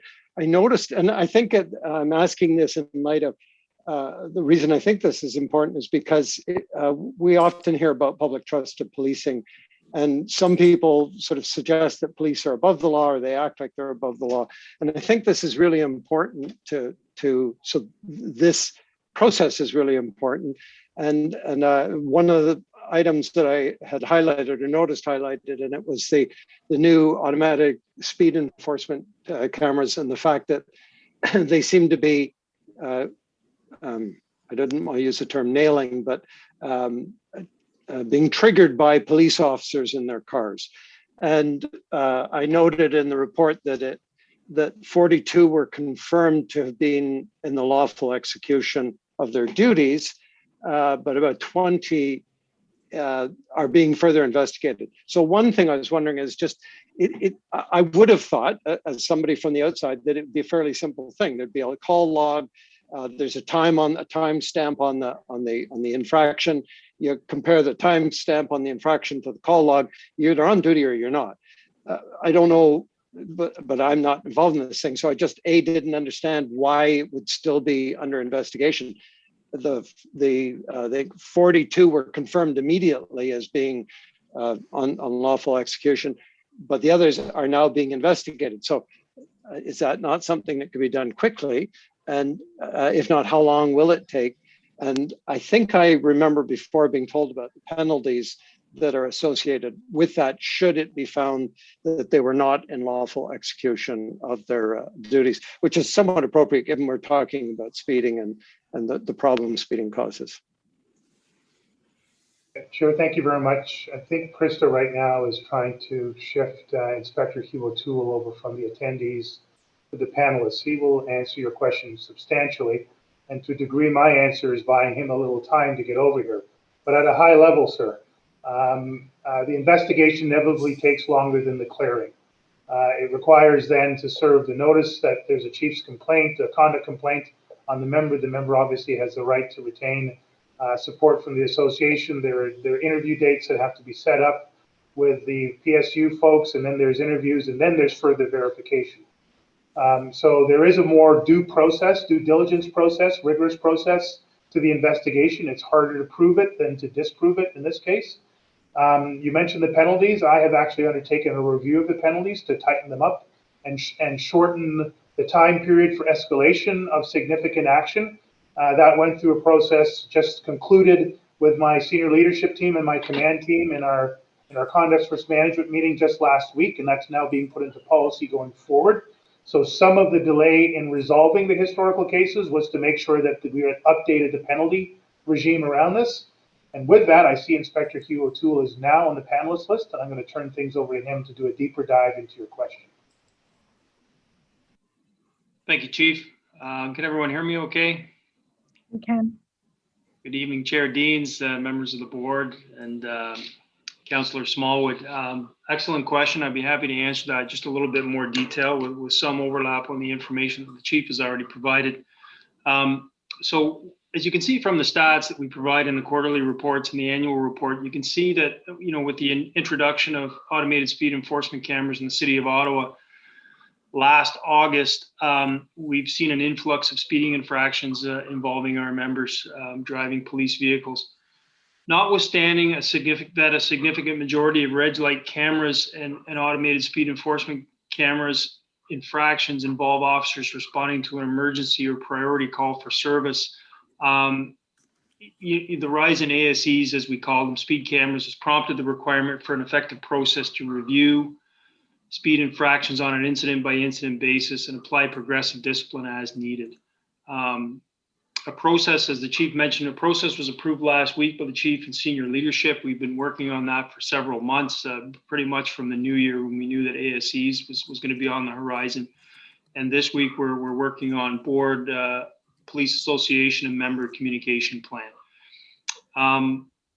The process effectively will mirror the one that's already in place to review red light camera infractions, which involves professional standards conducting a review of the infraction and applying progressive discipline where it's appropriate. And I'll come back to the process piece and the timing of the investigation in a moment. Progressive discipline includes counseling on a first offense, counseling and forfeiture of hours on a second offense, and on a third infraction within a 2-year period, it's assigned to a professional standards investigator with a more diverse range of remediation options under Part 5 of the Police Services Act. The critical difference, Member Smallwood, is that speed cameras and red light cameras is that under the Highway Traffic Act of Ontario, there's an exemption for speeding, provided that an officer is in the lawful execution of their duties, and that's very broadly worded. And then the speed must also be reasonable in the circumstances. Red light camera infractions, there is no exemption. We have to come to a complete stop. So if you cross the line and you get caught on camera, then that automatically goes for progressive discipline. Now, coming back to the timing piece, so speed camera infractions then are pre-screened by an investigative sergeant and professional standards, and those that clearly meet the HTA exemption are sent to city prosecutors with a request to void. The city then sends them to an outside crown in Durham, just for arm's length and transparency, with a summary disclosure package to make a determination of whether they're going to approve or reject our request. This process was developed with city prosecutors and city fleet in accordance with a provincial protocol that was issued to guide municipalities in establishing this process. This is a province-wide issue. It's not unique to Ottawa, and similar process has been developed and adopted by fire and EMS. And I just want to come back again to, so if we get a speed infraction and we do a review and we determine that, the exemption under the HTA clearly applies, and we send those off to the Crown. For ones where the exemption doesn't clearly apply, then we follow the process that we already have in place for red light cameras. We notify the officer's second level supervisor with sort of the tombstone information, a copy of the offense, and then we direct the second level supervisor to conduct an investigation, including taking a statement from the officer. And the reason we have to do that is because under the Part 5, we have to afford the officer procedural fairness to at least respond to the allegations against him. Traffic and road safety, in particular, response to speeding and aggressive driving, continues to be a priority with the OPS and the community. It's no different when it's our members. And as the Chief mentioned, in addition to developing this ASE speed camera process, we've also amended our progressive discipline schedule. Notably, it's amended to expedite a formal investigation by professional standards, i.e. assigned to a professional standards investigator with a greater range of remediation options. When a member incurs 3 red light or speed camera infractions within a 2-year period, Previously, that number was 4. So it's 3 strikes, 2 strikes, and you're coming to PSU for a formal investigation. Previously, it was 4. And just a couple of more quick points to conclude. Notwithstanding this progressive discipline process, professional standards can bypass progressive discipline at any time if the circumstances of an infraction are excessive or unreasonable. The results of individual investigations or infractions are not publicized because most of them, the vast majority, will fall under the umbrella of informal discipline under Part 5 of the Police Services Act. But any serious driving misconduct that proceeds to a formal hearing under the Police Services Act would, of course, be made public. Notwithstanding this, however, the board will continue to receive quarterly and annual stats reports in the public sessions, and the trend lines are clear. And we're also updating our stats to be able to more clearly distinguish driving-related conduct matters from other forms of misconduct. Tried to explain that in the last few stats reports, but we're going to take it a little bit further so they're in very clear and separate buckets as 2 sort of distinct issues within the sphere of internal complaints. Lastly, we acknowledge this is an area that requires constant monitoring and improvement, with public and member safety as a first priority, and an internal safe driving audit is planned for later this year. That's at the direction of the chief, that's going to monitor our member speed, red light infractions, speed camera infractions, and use of seat belts. And we're going to use this information to better inform our prevention, education, and discipline of officers. So that's pretty much it in a nutshell. If you have any other further questions from that, or I'll open it up to any questions from the board. Anything further? Well, I should clarify, I'm not a counselor. Just you probably saw lots of smiles on the table. Oh, I'm sorry. That's okay. Actually, I'm trying to look cool, but even the inspector in professional standards gets nervous speaking in public sometimes. Well, I hear you. I hear you. So I did want to, that was a very fulsome answer. I really do appreciate it. I want to thank the chief for taking this seriously. I think it really is important that the police set a standard. Things like speeding, like parking on sidewalks, which drives me crazy, seeing police cruisers parked on sidewalks. It's so important. It's, to me, low-hanging fruit. If we can make sure that the police set the standard, set what we expect the public to do, I think it's so important, and it really goes a long way to building trust. So I really appreciate your fulsome response. Thank you. Thank you, Chief. Thank you, Inspector. And I won't promote you to anything yet. Thank you. And I like your analogy of low-hanging fruit, in my opinion. And as I've explained to the chief and the command team, I believe this is low-hanging fruit. It's an area that we need to constantly monitor and improve on. I'll leave with one last point. Obviously, public safety, member safety, but the research year after year after year across Canada and the United States is consistent. The number 1 cause of officer deaths, officer harm, officer injury, traffic-related matters. So, for as much as for public perception, public safety, it's also for member safety and member harm prevention as a first priority, because statistically, this is the number 1 killer of police officers. I understand that. Thank you. Thank you, sir. Received on the report? Received. Item 11, response to inquiry 1-17-01 on duty officer attire, and Member Smallwood, you held this item. Yeah, I must confess I was confused, surprised by this response. What it seems to say is, after several years of considering your inquiry, we're telling you that we have policies.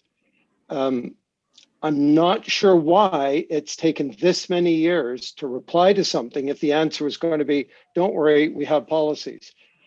It's so long ago now that I first raised this that I think it is worth mentioning that at the time I raised it, in fact, one of the board members at the time commented that Member Smallwood wants the officers to go around in pink tutus with smiley faces on them.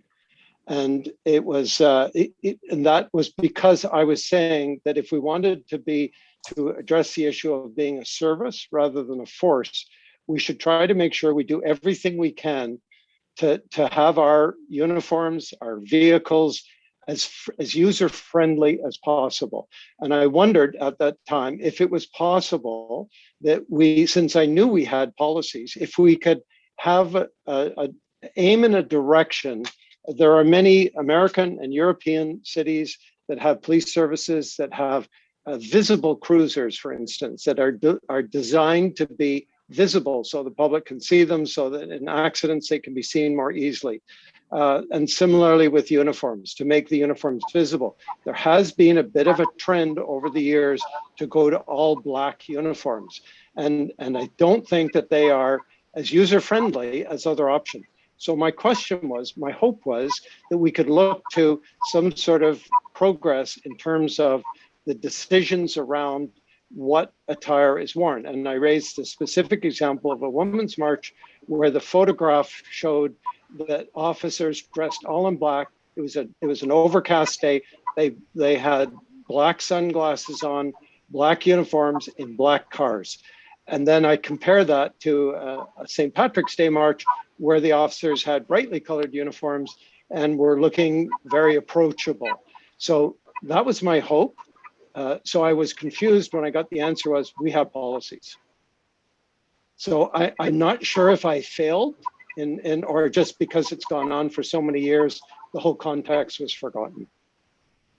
Vice Chair Smallwood, if I can try to rectify, obviously, a miss on our part.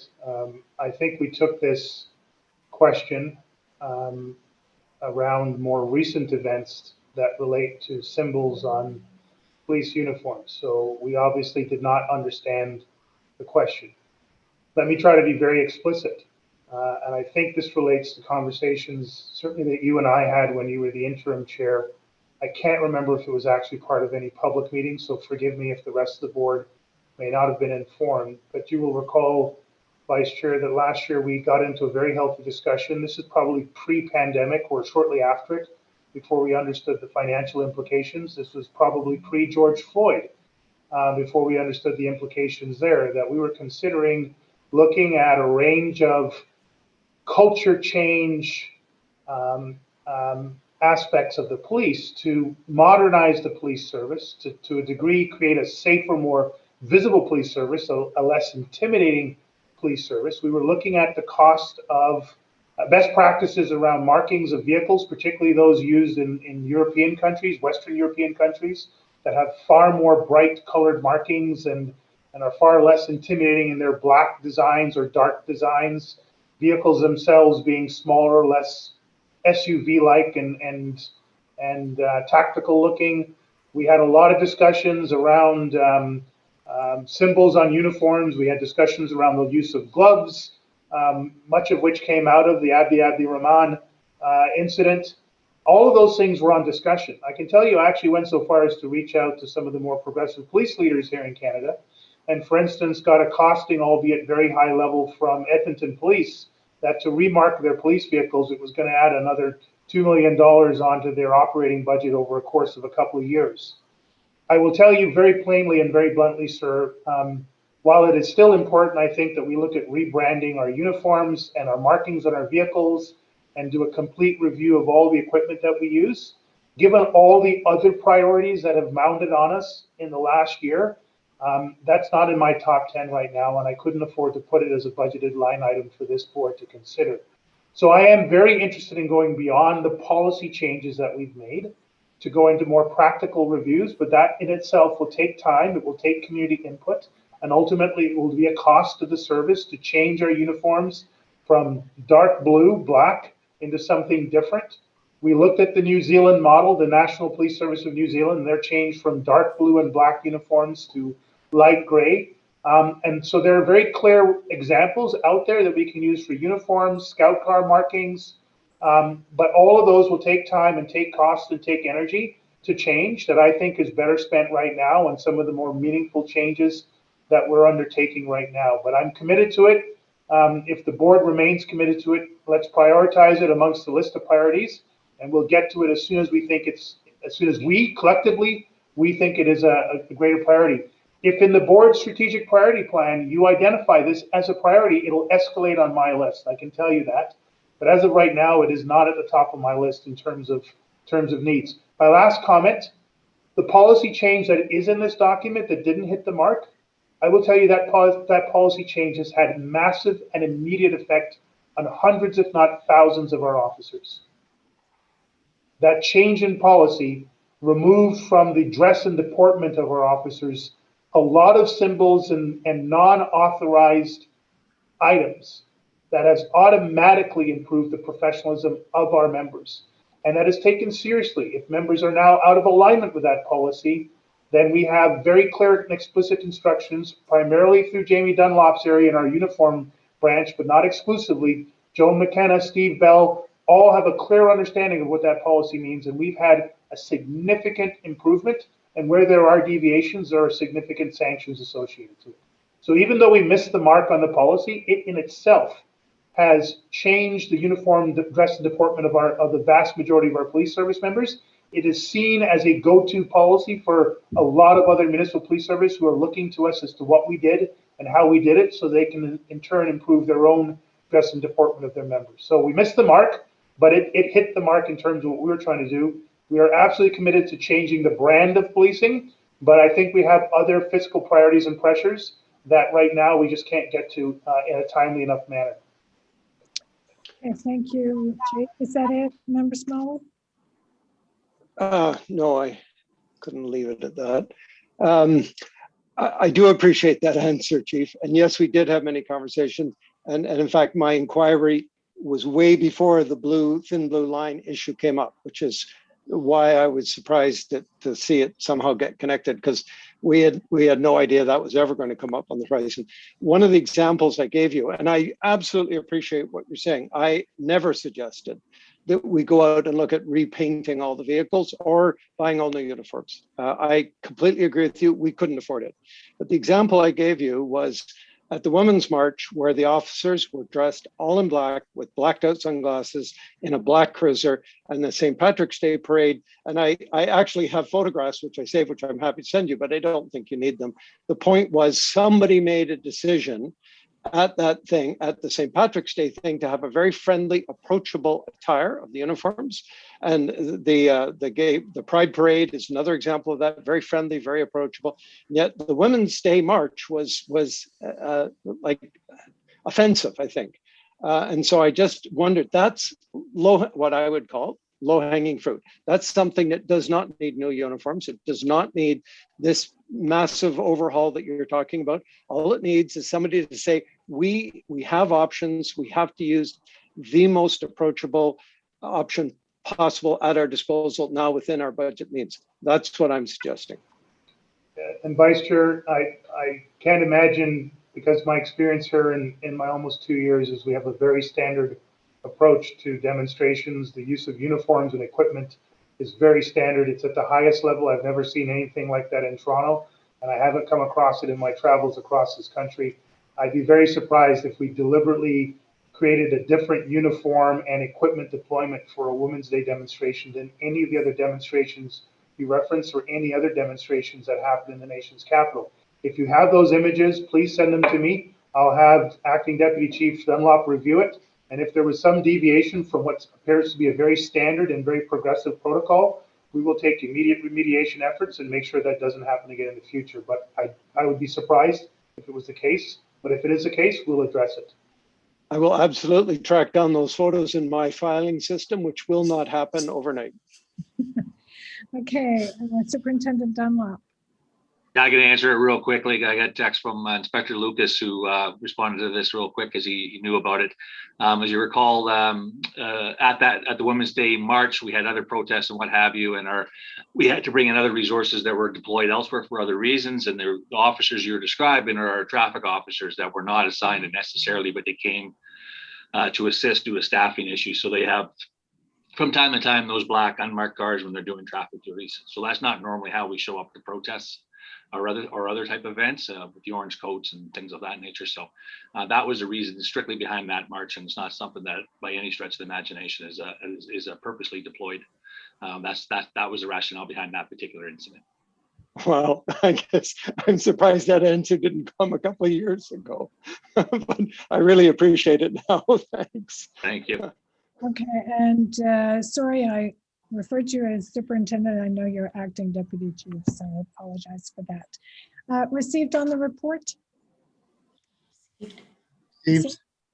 Okay, and item 17, legal service status report 2021 second quarter. Member Nerman, you held that item. Thank you, Chair. Just a brief comment from our board solicitor, David White. I see that there are external and internal matters. So I understand that we utilize the services of the external legal counsels to defend our board interest.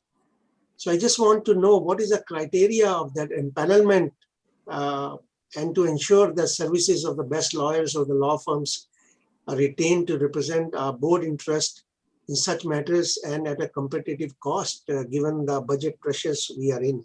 So I would like to hear from David White. Chair, as you know, that under the board's policy manual, I, as the board solicitor, I'm also the city solicitor, and I oversee the city's legal department. My responsibility is to defend the board's interests with the most efficient blend of in-house resources and external lawyers. With respect to the external counsel we retain, the board benefits from every term of counsel. We renew our strategic standing offer, and so that provides the city as well as the board with highly competitive and discounted rates for the work that we assign to external counsel. Generally speaking, most of the work that we do is through our in-house group in the civil litigation group. That said, to ensure that the board does have capable, qualified counsel available in the external bar, and appreciating also, I'm always kind of managing kind of succession issues with my in-house complement. There was an opportunity to kind of expand the number of files that we've outsourced over the last year and a half with respect to board matters, and part of that was to ensure that the specialized nature of defending police matters, that experience was out there in the external bar. And so that was a conscious effort to ensure that there is continuity in both the in-house complement as well as with the mix of external counsel that we use to defend the board. Thank you, David, and thanks, Chair. That was my concern. Okay, thank you. Received on the report? Received. Received. Okay, so that brings us to the end of our agenda. Is there any other business? Pardon me? No, long 4 hours, nothing. Yeah. Okay, well, this concludes our public meeting. There is no monthly meeting in August. Therefore, our next regular meeting will be held on September 27th at 4 p.m. We will do the in-camera again at noon. That seems to be working better. I wish you all a safe, healthy, and restful summer. And who would like to move adjournment? I would move. Yeah, we all lots of volunteers there. Okay, adjourned. Thank you. You have a great summer, Chair.